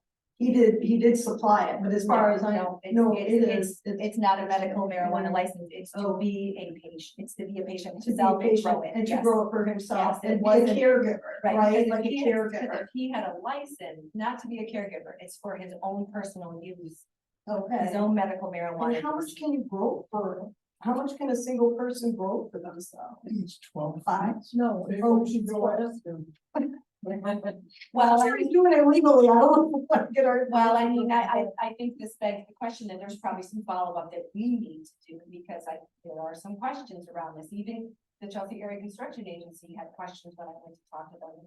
So you're the first person in Sylvan that's kind of followed up on this, what is going on at this location, so we probably need to do some follow-up, so thank you for that, because then that would alert us to know that we need to do some follow-up as well. Because clearly he doesn't have his license, or you wouldn't have found it on the state register. Right, but do you need a license when you're going, I don't know, like, I just wanna check with the attorney, because I don't know, and a lot of this hasn't, so. But I but mean, clearly the intent of this was that he was going to become a care facility, which needed a license and needed a certificate of occupancy from the Chelsea Area Construction Agency. Right, That right. was the whole point of this, and then there was some back and forth manipulation, that I'll wait and I'll get my license after it's filled, and then we haven't seen any indication of that, like, clearly, Yeah, that but he I ever thought- got his license. Okay, Didn't, I thought what we needed was at least a caregiver form. There is something from the state in the file that says he's a caregiver, and if you can grow a certain number, I mean, that's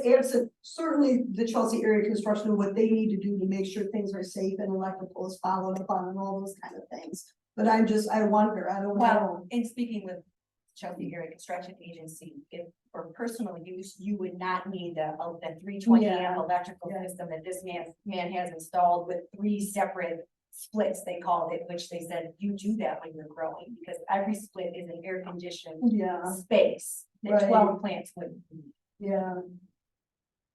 Well, and it's hard because I know I was on the construction agency, panel or committee a long time. And this is not our township alone. There's a lot of townships around where these things are happening and people are trying to, and again, we're small township. We're 12 hours a week, folks. What if, I mean, we can go out there and we can look at it. I mean, but again, these are bigger problems. Who would we, So anyway, Yeah. Thank you for that. That's question. interesting. We should follow up with the attorney on it and see, what is required, what can they grow, follow up with, I'd like to follow up with Matt Forrester and, see what he can do for us. Well, I mean, You when I look, finding this email, I think the email says, I don't want to speak. I'm giving you one. he did say caregiver. He does. When I He said No, caregiver. it's what the initial, it specifically stated that, which is why the Chelsea Area Construction Agency said you cannot grant this zoning application. But I want to.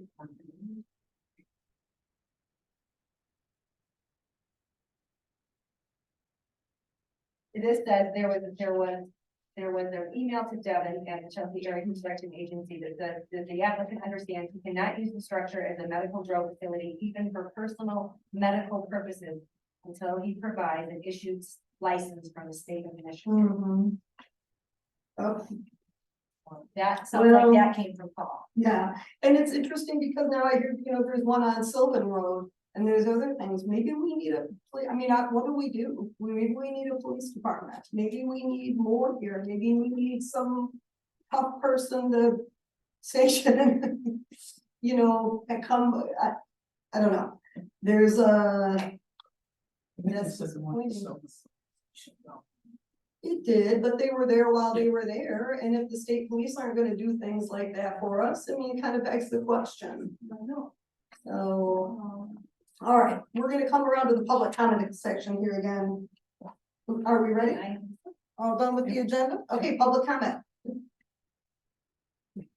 Well, let's do you next. He's on his way up here. He was chomping at the bit to say something along those lines, I think. Jeremy Wallman, who follows up with all the zoning stuff? I know you can't move into a house until you get your occupancy signed. So I mean, I don't see how it could be completed and then used, and somebody would have to check on it. Choose the guy as far as I'm concerned. Not zoning. Well, what I we're know it's talking zoning to, first, no, I mean. If it was a the certain. once it's, Yeah. yeah, right. And at that point, the zoning's done. So who does go out to make sure that things are built You mean code according enforcement? to really code enforcement, I guess, right? Yeah. That's a good question. I mean, I guess we should consider ourselves fortunate that we haven't had really big issues. There have been times the supervisor that went out and did some code enforcement around the lake one time, but that's a good question too. Yeah, I We mean, can't, you know, when my house was getting built, I couldn't do nothing until the inspectors came out. that's right. And then the builder couldn't continue until they got, you know, the inspection signed, perhaps. They all went through the construction agency, right? And then once you know, if you hadn't done those things and you moved in the house where you built it, it's like, you know, where's that gap? You know, how do we know? How do we? So. Once I built my pole barn, I mean, once I got my permit here, there was no more interaction. That was before I was on the board. There was no more interaction. It was all with Comcast. Yeah, I mean, I think somebody should definitely look into it. At least follow up, like, just building a house however you want and then moving in and. We've had that situation too. Yeah, that's, yeah. And then I was gonna ask, like, if you guys said that you were gonna get some more information on the, dispensaries, if you could share what information you did gather. Cause it all seems to contradict what everybody else has been saying. Yep. Yep, so I wrote to the attorney, he briefed me in like 2 or 3 sentences. I might have it on my computer. He said not a lot has changed, in the last couple of years. And I can forward that, around to everybody. It was only a couple sentences, you know, other people didn't have questions to ask. So if it's fruitful, we want to talk with, But I'm guessing, we can. I'm so. guessing he's referring to when he was here last. Correct, he said nothing in the last couple of years, you know, has really changed very much. So yeah, that was his input, you know. And from what I remember from the last meeting. There was only a certain amount of dispensaries, like people that own them that could build, that. Maybe it was that would, permits would be granted. For like, I wanna say the number was 4, and they said that you had, say you had 10 people apply. Then the other 6 people sued the township because they didn't get their permits. I've heard of that happen. So that right there could outweigh the cost of having one. I mean, are we gonna have to pick up the tab for a lawyer for that if that happens? I mean, I don't see too many benefits to it myself. Thank you. All right, yeah. Yes.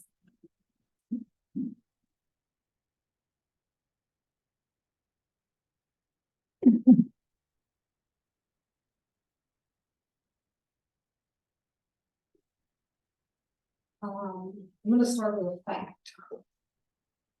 I'm not gonna have the exact number, but pretty close enough for government work. Each dispensary was, given a little over $50,000. I believe it was. Per dispensary, so if you had one, you got 50, if you had two, you got 100,000. Okay? For one full-time deputy contracted with Washtenaw County, you're going to pay in excess of $180,000. So if we need more police to handle people who are doing things not copacetic, like was just being discussed,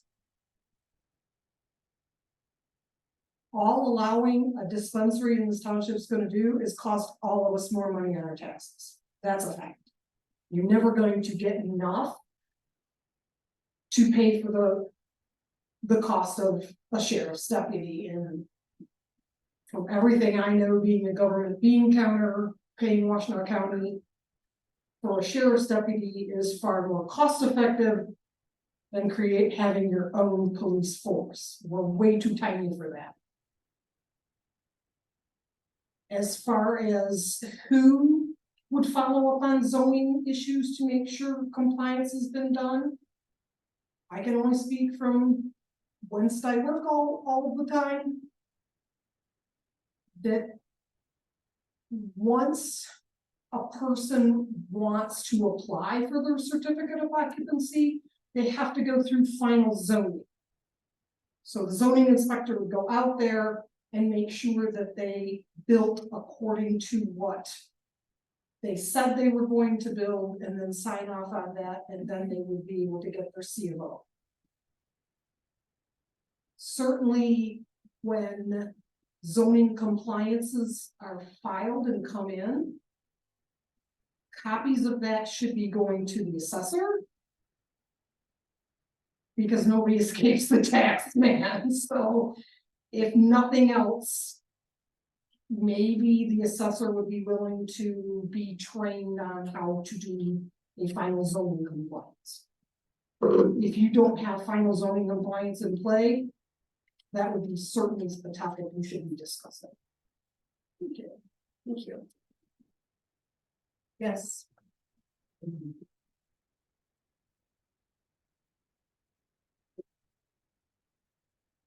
I didn't introduce myself the first time. Patrick Ziske, Bush Road. Couple of things. What I did not hear discussed about the marijuana tonight was really very much about anything other than dispensaries. But there are other marijuana facilities that are covered under that 2018 proposal, including grow facilities. That was touched on a little bit. And processing, and I think a few other things, but grow and processing would be the two major ones, I think, other than dispensaries. I'm not aware that having a grow facility or a processing facility nearby is necessarily detrimental to the kids' health. I do see the argument for dispensaries. I'm not sure how strong the argument is, but I do see it. And that paper that Mr. Townsend mentioned, I'm definitely going to read that now, because that seems to be the most compelling, probably. But I think, especially with the discussion that was happening just prior to me coming up here, the other people who talked about somebody who is suspected of having a grow facility in their home, and how do we stop that with extra inspection and so forth, and can the construction agency stop it, can the township stop it, and everything. Maybe that's a road of complexity that we don't need to go down. If we say that actually grow facilities are not harmful, we just stop trying to ban them. Maybe that's okay. Maybe it doesn't hurt anybody to have a grow facility. I guess I wouldn't want one because of the odor, probably, but I'm not even sure about that. If it's indoor, maybe you wouldn't smell anything either. I don't know. Yeah, but that's what I'd be concerned about. I wouldn't be concerned that that a kid's gonna go in there and get high from stealing a plant or something. I don't think so. But as far as the issue at hand about CACA and the zoning and everything, I don't know if there's any way to determine what the person who's building that barn intends to use it for. Just because they're building a big, huge electrical system, that's not illegal. How are you going to stop that? because you suspect that they're gonna grow marijuana in there. You get into these rabbit holes, you get this huge administrative burden of trying to figure out what they're trying to do and then crafting zoning regulations to just basically carve out the thing that you don't want them to do. It might not be worth it. So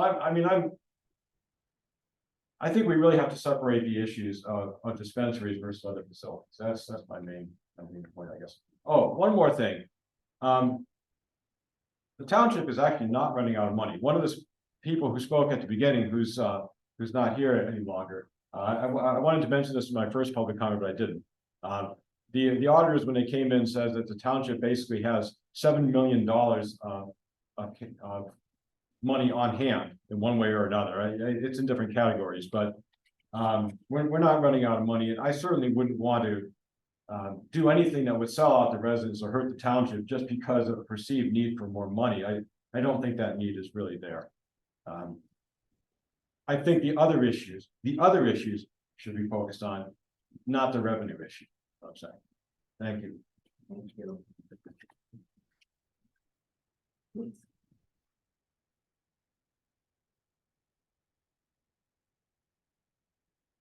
I have 3 points. Number one, I'm in leadership. I have been for many years. It's a tough job. But the one thing that you realize is that you don't talk to people. And you listen to what they're saying. And what comes from that is you're listening for passion. Just because people are upset and just because their tone is not what you want it to be, a good leader looks through that and says, what are they asking for? What are they trying to accomplish? And how can I help them? You don't talk down to them and talk to them like they're children. And I find it embarrassing that we have people in this room that talk to our residents and like they're children. That was an unfair comment, and I find it appalling that we are being talked to as though we're children because some people don't like the tone or how we're expressing ourselves. But good leaders look past that and say, how can I help you? That's point number one. Point number two, 11 PCs for $24,000 is over $2,000 per piece.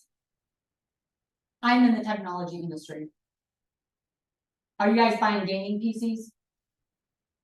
Because if you're not, that's an astronomical amount of money to pay for office PCs. So I would suggest getting either somebody that is very technical to help with a quote, but either somebody's making a whole lot of money off of those 11 PCs, or there's, you guys are buying some crazy expensive PCs that are not needed for the office. My third point is I live at 4100 Mushbach. That facility is kitty corner from my house. So I know what he's doing there.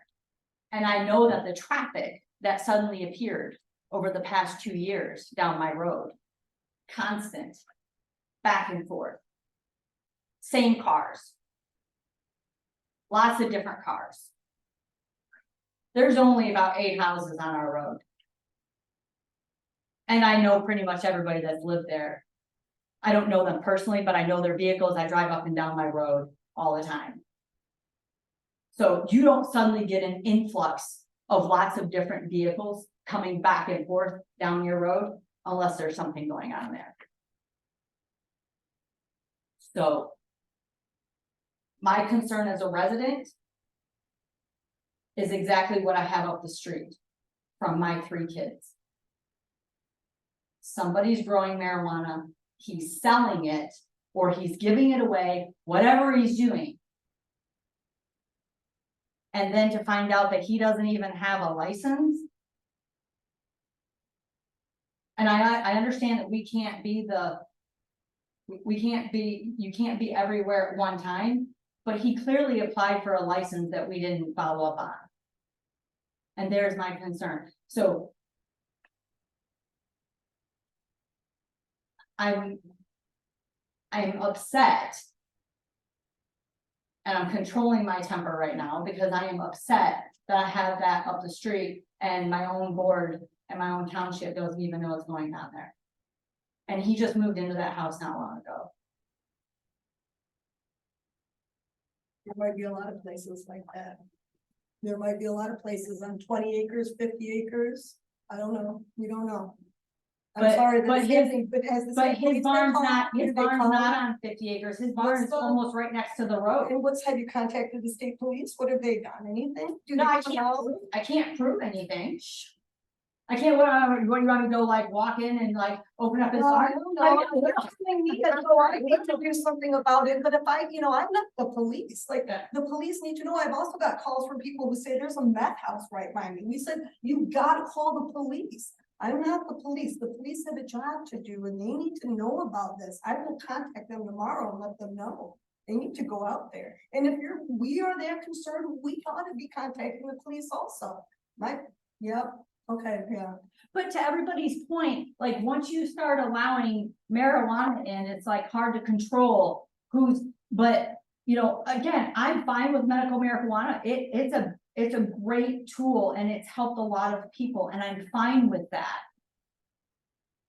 And if people follow the process and the process works the way that it's supposed to, but we should also be informing residents, especially when he's got 3 houses right next to us, right next to him. That barn sits 20 feet from the road. He's got a house right on the other side of him. My house is on a kitty corner and we have what I call mansion guy right next to me. Well, I'll definitely contact the police about it. I don't know what else think to call him, that's- other yeah. than he's got it. I'm not calling the police about the mansion guy. I'm gonna call the police about this issue that you have. And I hope that you'll support me and also call them, or I can reference you so that they can come out and talk But to you. until I started because- coming here, Yeah, until I came to this meeting a month ago, I had no idea that he actually applied for anything. So I just knew something was going on and I knew that he had a barn, but now you guys just put all the pieces together. So and I'm like, okay, so I was right. The traffic was the kicker.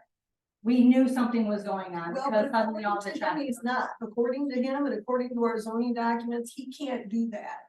And so this is a breach, right? And here we are, and we know about it because you're here and we can contact the police about that. That's what we can do. That's what. Well, that was my point in my last comment from last month was exactly that, like. I just assumed that he had something going on because, and again, he's got a license, I can't do anything about it. But, I mean. The bummer that it's kitty corner from my house. Agreed. Yes. Kevin, did you want to speak? Were there other people too? Okay, Mr. Johnson. Minor point, I don't know if we addressed this or not, someone in the past had brought up, if your name is brought up during the agenda. By Robert's rules, are you allowed time to speak during that agenda item? I wasn't during the last, I had my hand raised, I was told wait for public comment, I'm fine with that, it's minor. But we should address that, it's the second time in the last several months. Where somebody was addressed in the audience and they weren't allowed to speak. So I just want to make sure that that's clear. I raised my hand, I'm happy to wait, here it is, public comment. Perfect, and this is a So- perfect opportunity. Yeah, but we should clarify, right? I'm happy, anything that I said during the meeting, I said it was my opinion. I'm happy that it gets reported verbatim. Be careful about doing a double standard, right? If you're gonna do that for me, are you gonna do it for everyone? I know that there's and I hate to go back to the 3-2, but there's an issue with the detail that's captured in the notes by our clerk. Sandy has spoken against it, and at some point, there's gonna come a vote, we'll see what that vote is. But I know that there's uncomfortability with the detail that gets reported in the notes, in the minutes. Because of some of the things it said. Discomfort is gonna come when you're talking about manipulating and changing people's homes and how it could affect their children. Next point, back to the marijuana issue briefly. You cannot separate this issue from young people. what was one thing everybody in this room had in common? We're not kids. The group that is most vulnerable in our community are children. We have to be chaperones for what decisions we're making for their well-being. You have no kids that are going to vote. You have no kids that are likely going to attend these meetings and speak out and give us what their opinion of what's going on over at the schools. The data is still evolving. Patrick brought up a good point. We don't know what grow operations impact might have. I believe the data that's been cited so far is on dispensaries. The 4 mile radius issue, the increased use, the increased depression, the increased odds of suicide ideation and suicide attempts. We know that. I mean, that's the evolving literature. That's the progressive way of looking at this topic right now. So, but there's a full discussion that has to happen. And part of the discussion, and I disagree a little bit, that we do need to talk about the financial piece of this. Because one critical component of the financial piece is the opportunity cost. Since the tow yard episode, we'll call it, people have suggested in these areas, we can do other things that would be very consistent with the surrounding development. That's what master planning is for. I think the general concepts of planning is that you develop consistently with what's going on in the surrounding area. The grow operation would not be consistent there. I think Trustee Schultz said that would require commercial development, commercial zoning. I don't know if that's true or not. That's not commercial over there. We need to do a full weighted evaluation financially. What's the opportunity cost? Not only exactly what the cost is of marijuana grow ops in a farm that might be right down the street, but what's the opportunity, what's the cost of a development that would go over there? How much sewer and water revenue would that generate? The cost of law enforcement, the cost of the lawsuits, the full thing. We haven't heard anything yet. Somebody was complaining about partial details. We don't have any details yet. We need to hear that. We're shaping the township for the future of our kids, and we don't know all of the data yet, so we're flying blind. And I really don't believe it's just time to just make decisions willingly. I'd also like an update from a recent issue. The zoning supervisor in a public forum labeled my wife a bully and implied that my children were also bullies, my adult kids. It's kind of a laughable situation. The board issued an apology letter, which was not really an apology. It was, we're sorry you misunderstood. But she clearly signed her name and her township title, labeling my wife a bully, implying that my kids, my adult children are bullies. Pretty pathetic. But the other actions that were supposed to come out of that were a letter of reprimand and a revisit to the township ethics codes. Could we get an update on that at the next meeting? Namely, the letter of reprimand and what's going to be done with the township's ethics codes. Specifically, I'd like to see some detail about conflict of interest and how voting on matters where there's a conflict of interest will be handled in the future. We've seen it handled in different ways. I would like a standard so that we can review it and know, and with confidence, that you guys are going to handle it consistently and appropriately with national norms for conflicts of interest. Thank you. Yes, Mr. Johnson.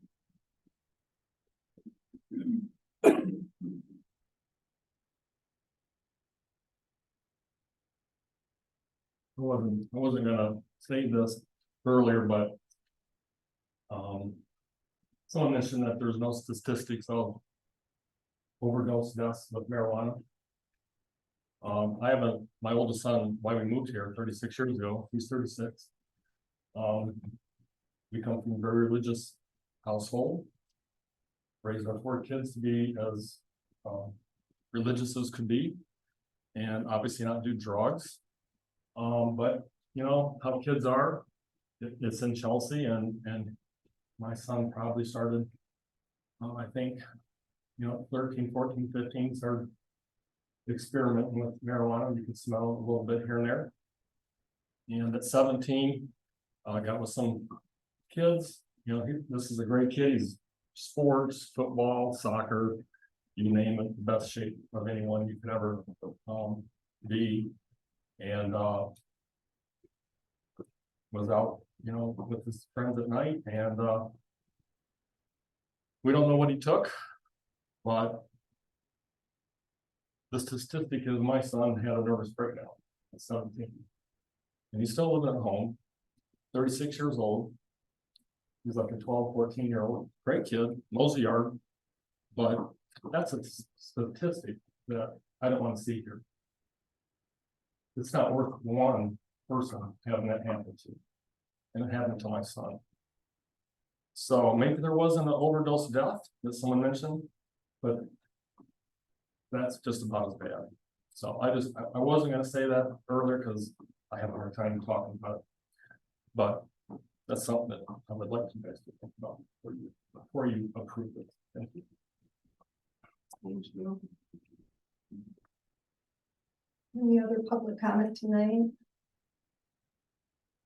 Really appreciate everyone coming out. That's some compelling stuff, and you and you with your, you know, stories from last time, there's certainly heartfelt, compelling stories, and these aren't easy things for you guys to talk about, but I know that you're talking about it because you want everybody here to know, and you want us to understand, you know, how, where your experiences lie with this. So I appreciate, believe it or not, I appreciate everyone coming out and talking to us about these things and telling hard stories. It's not easy, so thank you.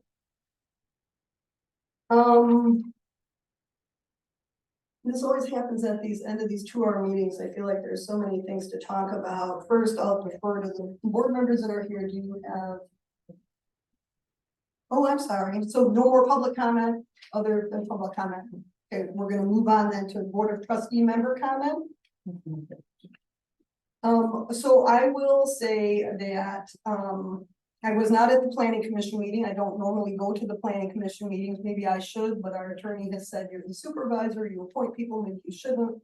I'm not sure. But I understand that Beckett and Rader is gonna do an open house and educational seminar October 13th. Second. No, November 2nd. That's right. They didn't go with that. What was that confirmed?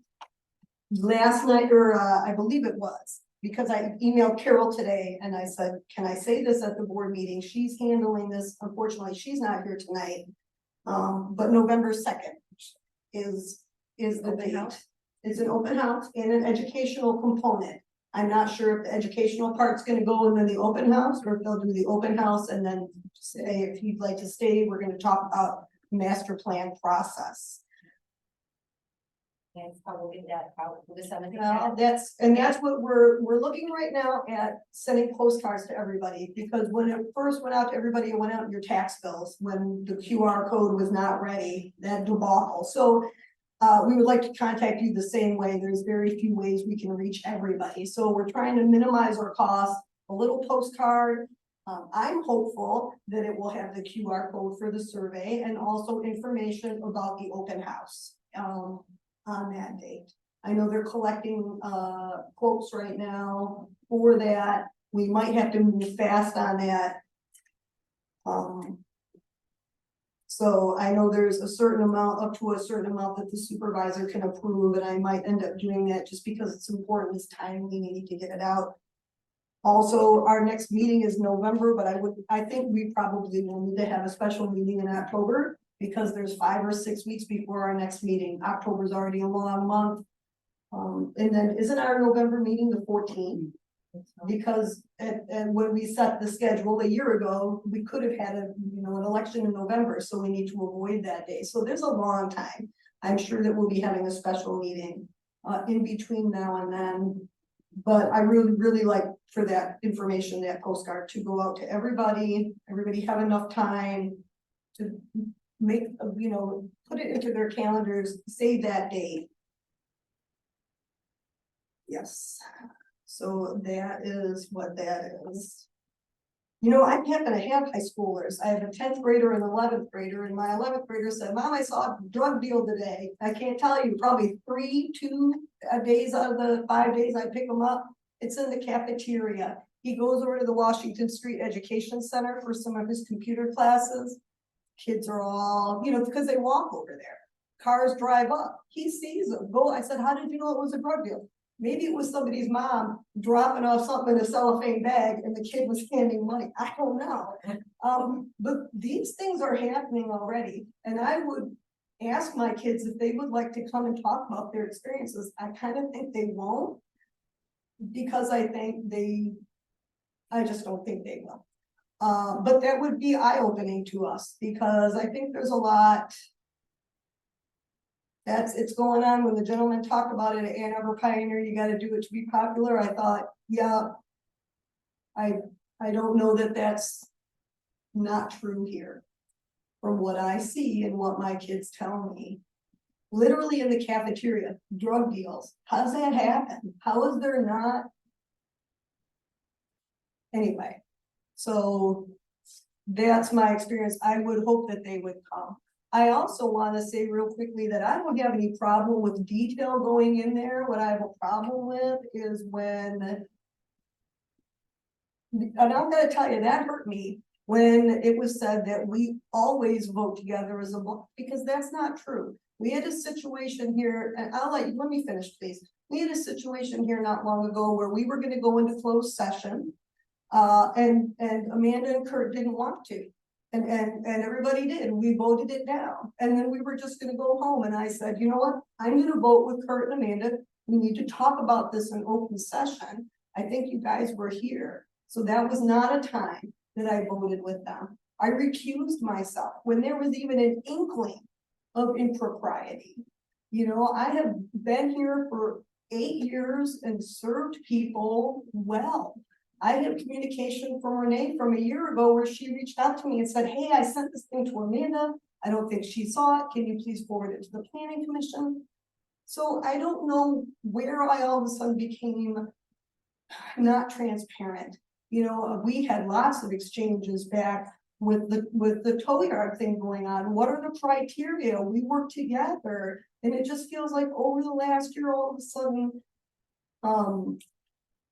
things have fallen apart. I'm in a new life. The whole 8 years that I've served here are not even worth anything, because now I'm in a cabal. I don't know what it is. I don't know. But nobody's getting rich up here. We make less than $35,000 and nobody has benefits. There's no benefits, no retirement, no health benefits, nothing. So, you know, nobody's getting rich up here. We're trying to do the best we can do. I don't have a problem with details in the minutes, but it hurts me when people get up and say things that aren't true in a sentence. And I understand, we say things when we're passionate. I get that. I do too. I try not to, and I'm sure you try not to too. But when those things are said and then they're reflected in the minutes, that's history, folks. People are going to be looking back on that from 10 years from now. So it's important to me. It's important to me that it be properly reflected. And I don't feel like that was that case in that situation. There's, 16 other pages of those minutes that contain other things, but that particular instance hurt my heart. So yes, Kevin. I'm all in favor of 100% accuracy in the minutes. And when you're speaking, you don't elaborate perfectly clearly the way you do in your writing. So you sometimes circle back. It's not always a linear presentation. I think I said this is my opinion somewhere in those comments. And I think I said that when it matters, I said always, but when it matters. No, it was always when it matters. Always when it matters. Both of those things in some sequence may not have been said perfectly. Like I said, when you write things, you can take your time to be perfect. But Kathy, go back. If you wanted to devote an agenda item to it, pull out all of the votes in the last 6 months. I'm sure there are times when you guys didn't vote 3-2. But on many of the critical votes, we say it that way. On many of the critical votes, it's 3-2. Under very strange circumstances, which I'm not going to try and rehash right now. When you recuse yourself, I'm going to address that from the vote on the Conway redevelopment plan. What did I do? Say the whole thing, give the whole story. I compliment. Thank you. I said that is the perfect way to do it. Right. So let's be very comprehensive and inclusive. Perfect. I compliment. I Thank think you. that is the model of how Yes. it should be done in Sylvan Township. It was very similar to how the city of Chelsea did it with a similar situation a little earlier. We can go back, I've got the minutes in a folder, I can pull that and show you. That's how it should be done, always, right? Yeah. So, yeah. Well, and I appreciate that, but I didn't hear that tonight either. I heard you saying, you know, you need us to be, you know, that's fine. And that was, and I appreciated that you were thankful that I did that. I But thank it's you kind guys of for like, your it starts to feel like everything I do is wrong and everything, and so I feel like I don't understand that. Because I'm not always voting with them, always, and I understand your point. Okay. But these are words that we said, and words that we say in the meeting are important. We don't go back and say, this is what we wish we would have said in the meeting, this is what we said in the meeting. And that goes, for me, obviously, more than anything, that's what it is. So I just want people to realize that people get up and talk at public comment, and we hear you, and there's heartfelt stories. But sometimes people say things that maybe aren't true in the kernel of it, and then they get recorded in the minutes, and then that's what it is forever and ever. And 10 years from now, people look back on that and they say, huh, Kathy always voted with these guys because that's what was said. And it just we have to be careful. We have to love each other. We have to. Your clarification is great, and I just further clarified. Yeah. And at the time, I said, when it matters. So when you look at my comments back then, I still stand by their general Well, opinions. it's subjective to the matters, and I get it, and I understand what Everything you that's said feel, here is so. basically subjective, other than some of the, data and facts that people are presenting. Yeah. But let me ask you this, do you think, Renee and I have lived here for 35 years. 32 of those years, we had very little time spent in this room, Mhm. or in, it was back, downtown. We trusted the officials, we didn't follow it very closely. I'm sure a lot of the same conversations happened, and things evolved as they evolved. Since that tow yard deficit, trust has been really eroded. And Renee We and I, voted it down. Renee and I have got. We voted it down though. How did we erode, how did we as board members erode your trust? The developer brought those forward and we told him no. Yeah. Renee and I got a FOIA, we looked at all of the emails that were transpired on that issue. And we can have this whole discussion if you like, we'll prepare a nice little PowerPoint. There are some email transactions that went on there that are very, very suspect. And yet, the final vote, it was unanimously voted down on the planning commission because Dave Sykes couldn't support it. When you actually laid out all the criteria, it couldn't support it. Right. So how would you guys, you wouldn't vote against that, you wouldn't vote to go against the unanimous planning commission decision. That's not a vote that mattered in my mind. There's no way publicly you could have voted against the planning commission that unanimously said, this is a ridiculous proposal. So moving forward, when votes matter, I hope there's a very comprehensive and robust discussion. We had 40 people here that was almost unanimously, I won't say unanimously because there may be somebody said something that was pro marijuana. Almost unanimously against opening this discussion. Kurt Kosick said, we have so much pushback, I would move that we table this or delete it from the agenda. The vote was taken and it was 3-2 to continue with the discussion. And what, in light of Amanda and Kurt, and in light of everybody that's here. Right. So if we're gonna have that kind of, need for everybody to input, then have a vote. Well, and I'm happy to put it to the board, but I also don't want to say that the 40 people, yeah, absolutely.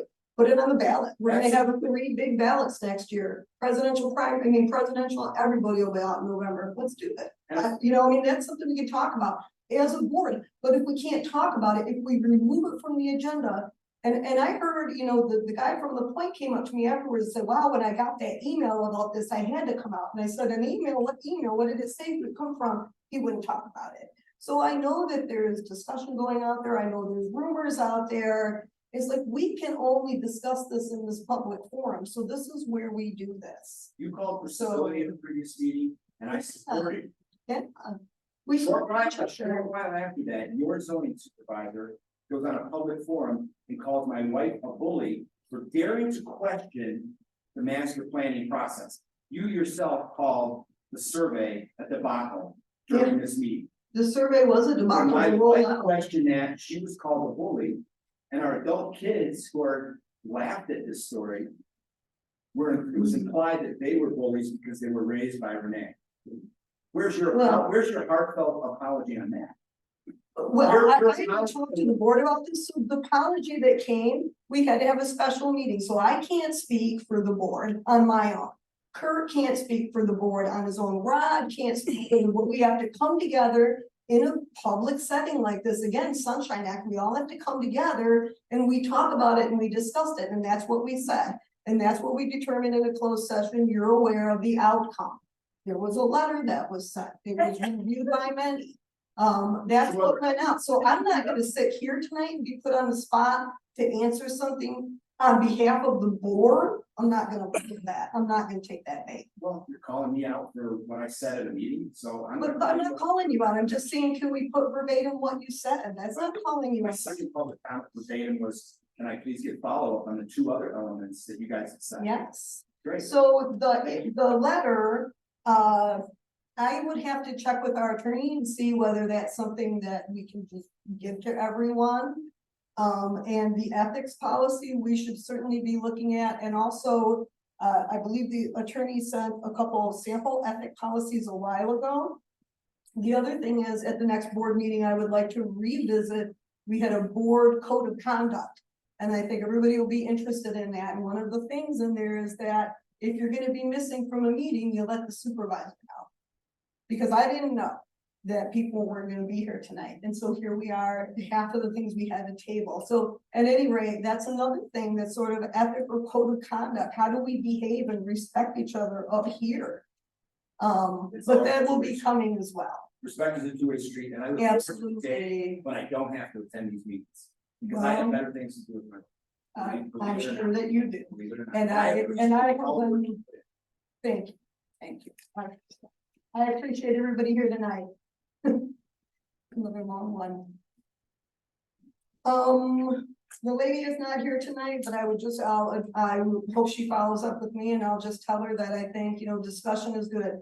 And that's why we were here. I don't feel like we should just cancel something off the agenda because, discussion is how we move forward, and maybe at the end of the discussion, we'll say we don't want to do this.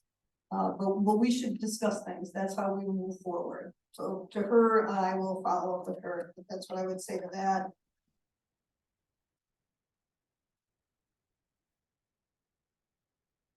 November 2nd, this is the big thing. Think about that. Put it in your calendars. Hopefully you'll receive something in the mail about that open house and master plan process educational seminar. The link to the survey went on the website probably a month ago. And I do know. I think I saw at least, I saw emails saying at least through later October, but I would love to leave it open until the master plan open house. If people, maybe they didn't even know about it until that happened. So I think, Didn't we discuss sending out the postcard that the survey was live? right, Because otherwise with they the wouldn't master look, they plan. wouldn't know. to look up. Exactly, and to put that master plan information on there, so I would love to leave it open. I mean, if that's my input, and if you guys agree, I'll share your sentiment too. I would love to That's leave fine. it open, at least I don't see any harm in leaving it open. I see harm in closing it too soon. I mean, I told them to anchor that on the front page. Yeah, So I think if we can get the postcards out Yeah. right, as soon as possible. And I know it's very simple verbiage. it is, it's very simple, just gotta get a good price and we'll go on that, but that's working, so. All right, any other board comments? All right. Adjourn. Thank you. Motion to adjourn at 9:11. Support. Thank you. Motion by Rod, supported by Amanda. All in favor, say aye. Aye. Aye. Opposed, say nay. Thank you. Motion carried.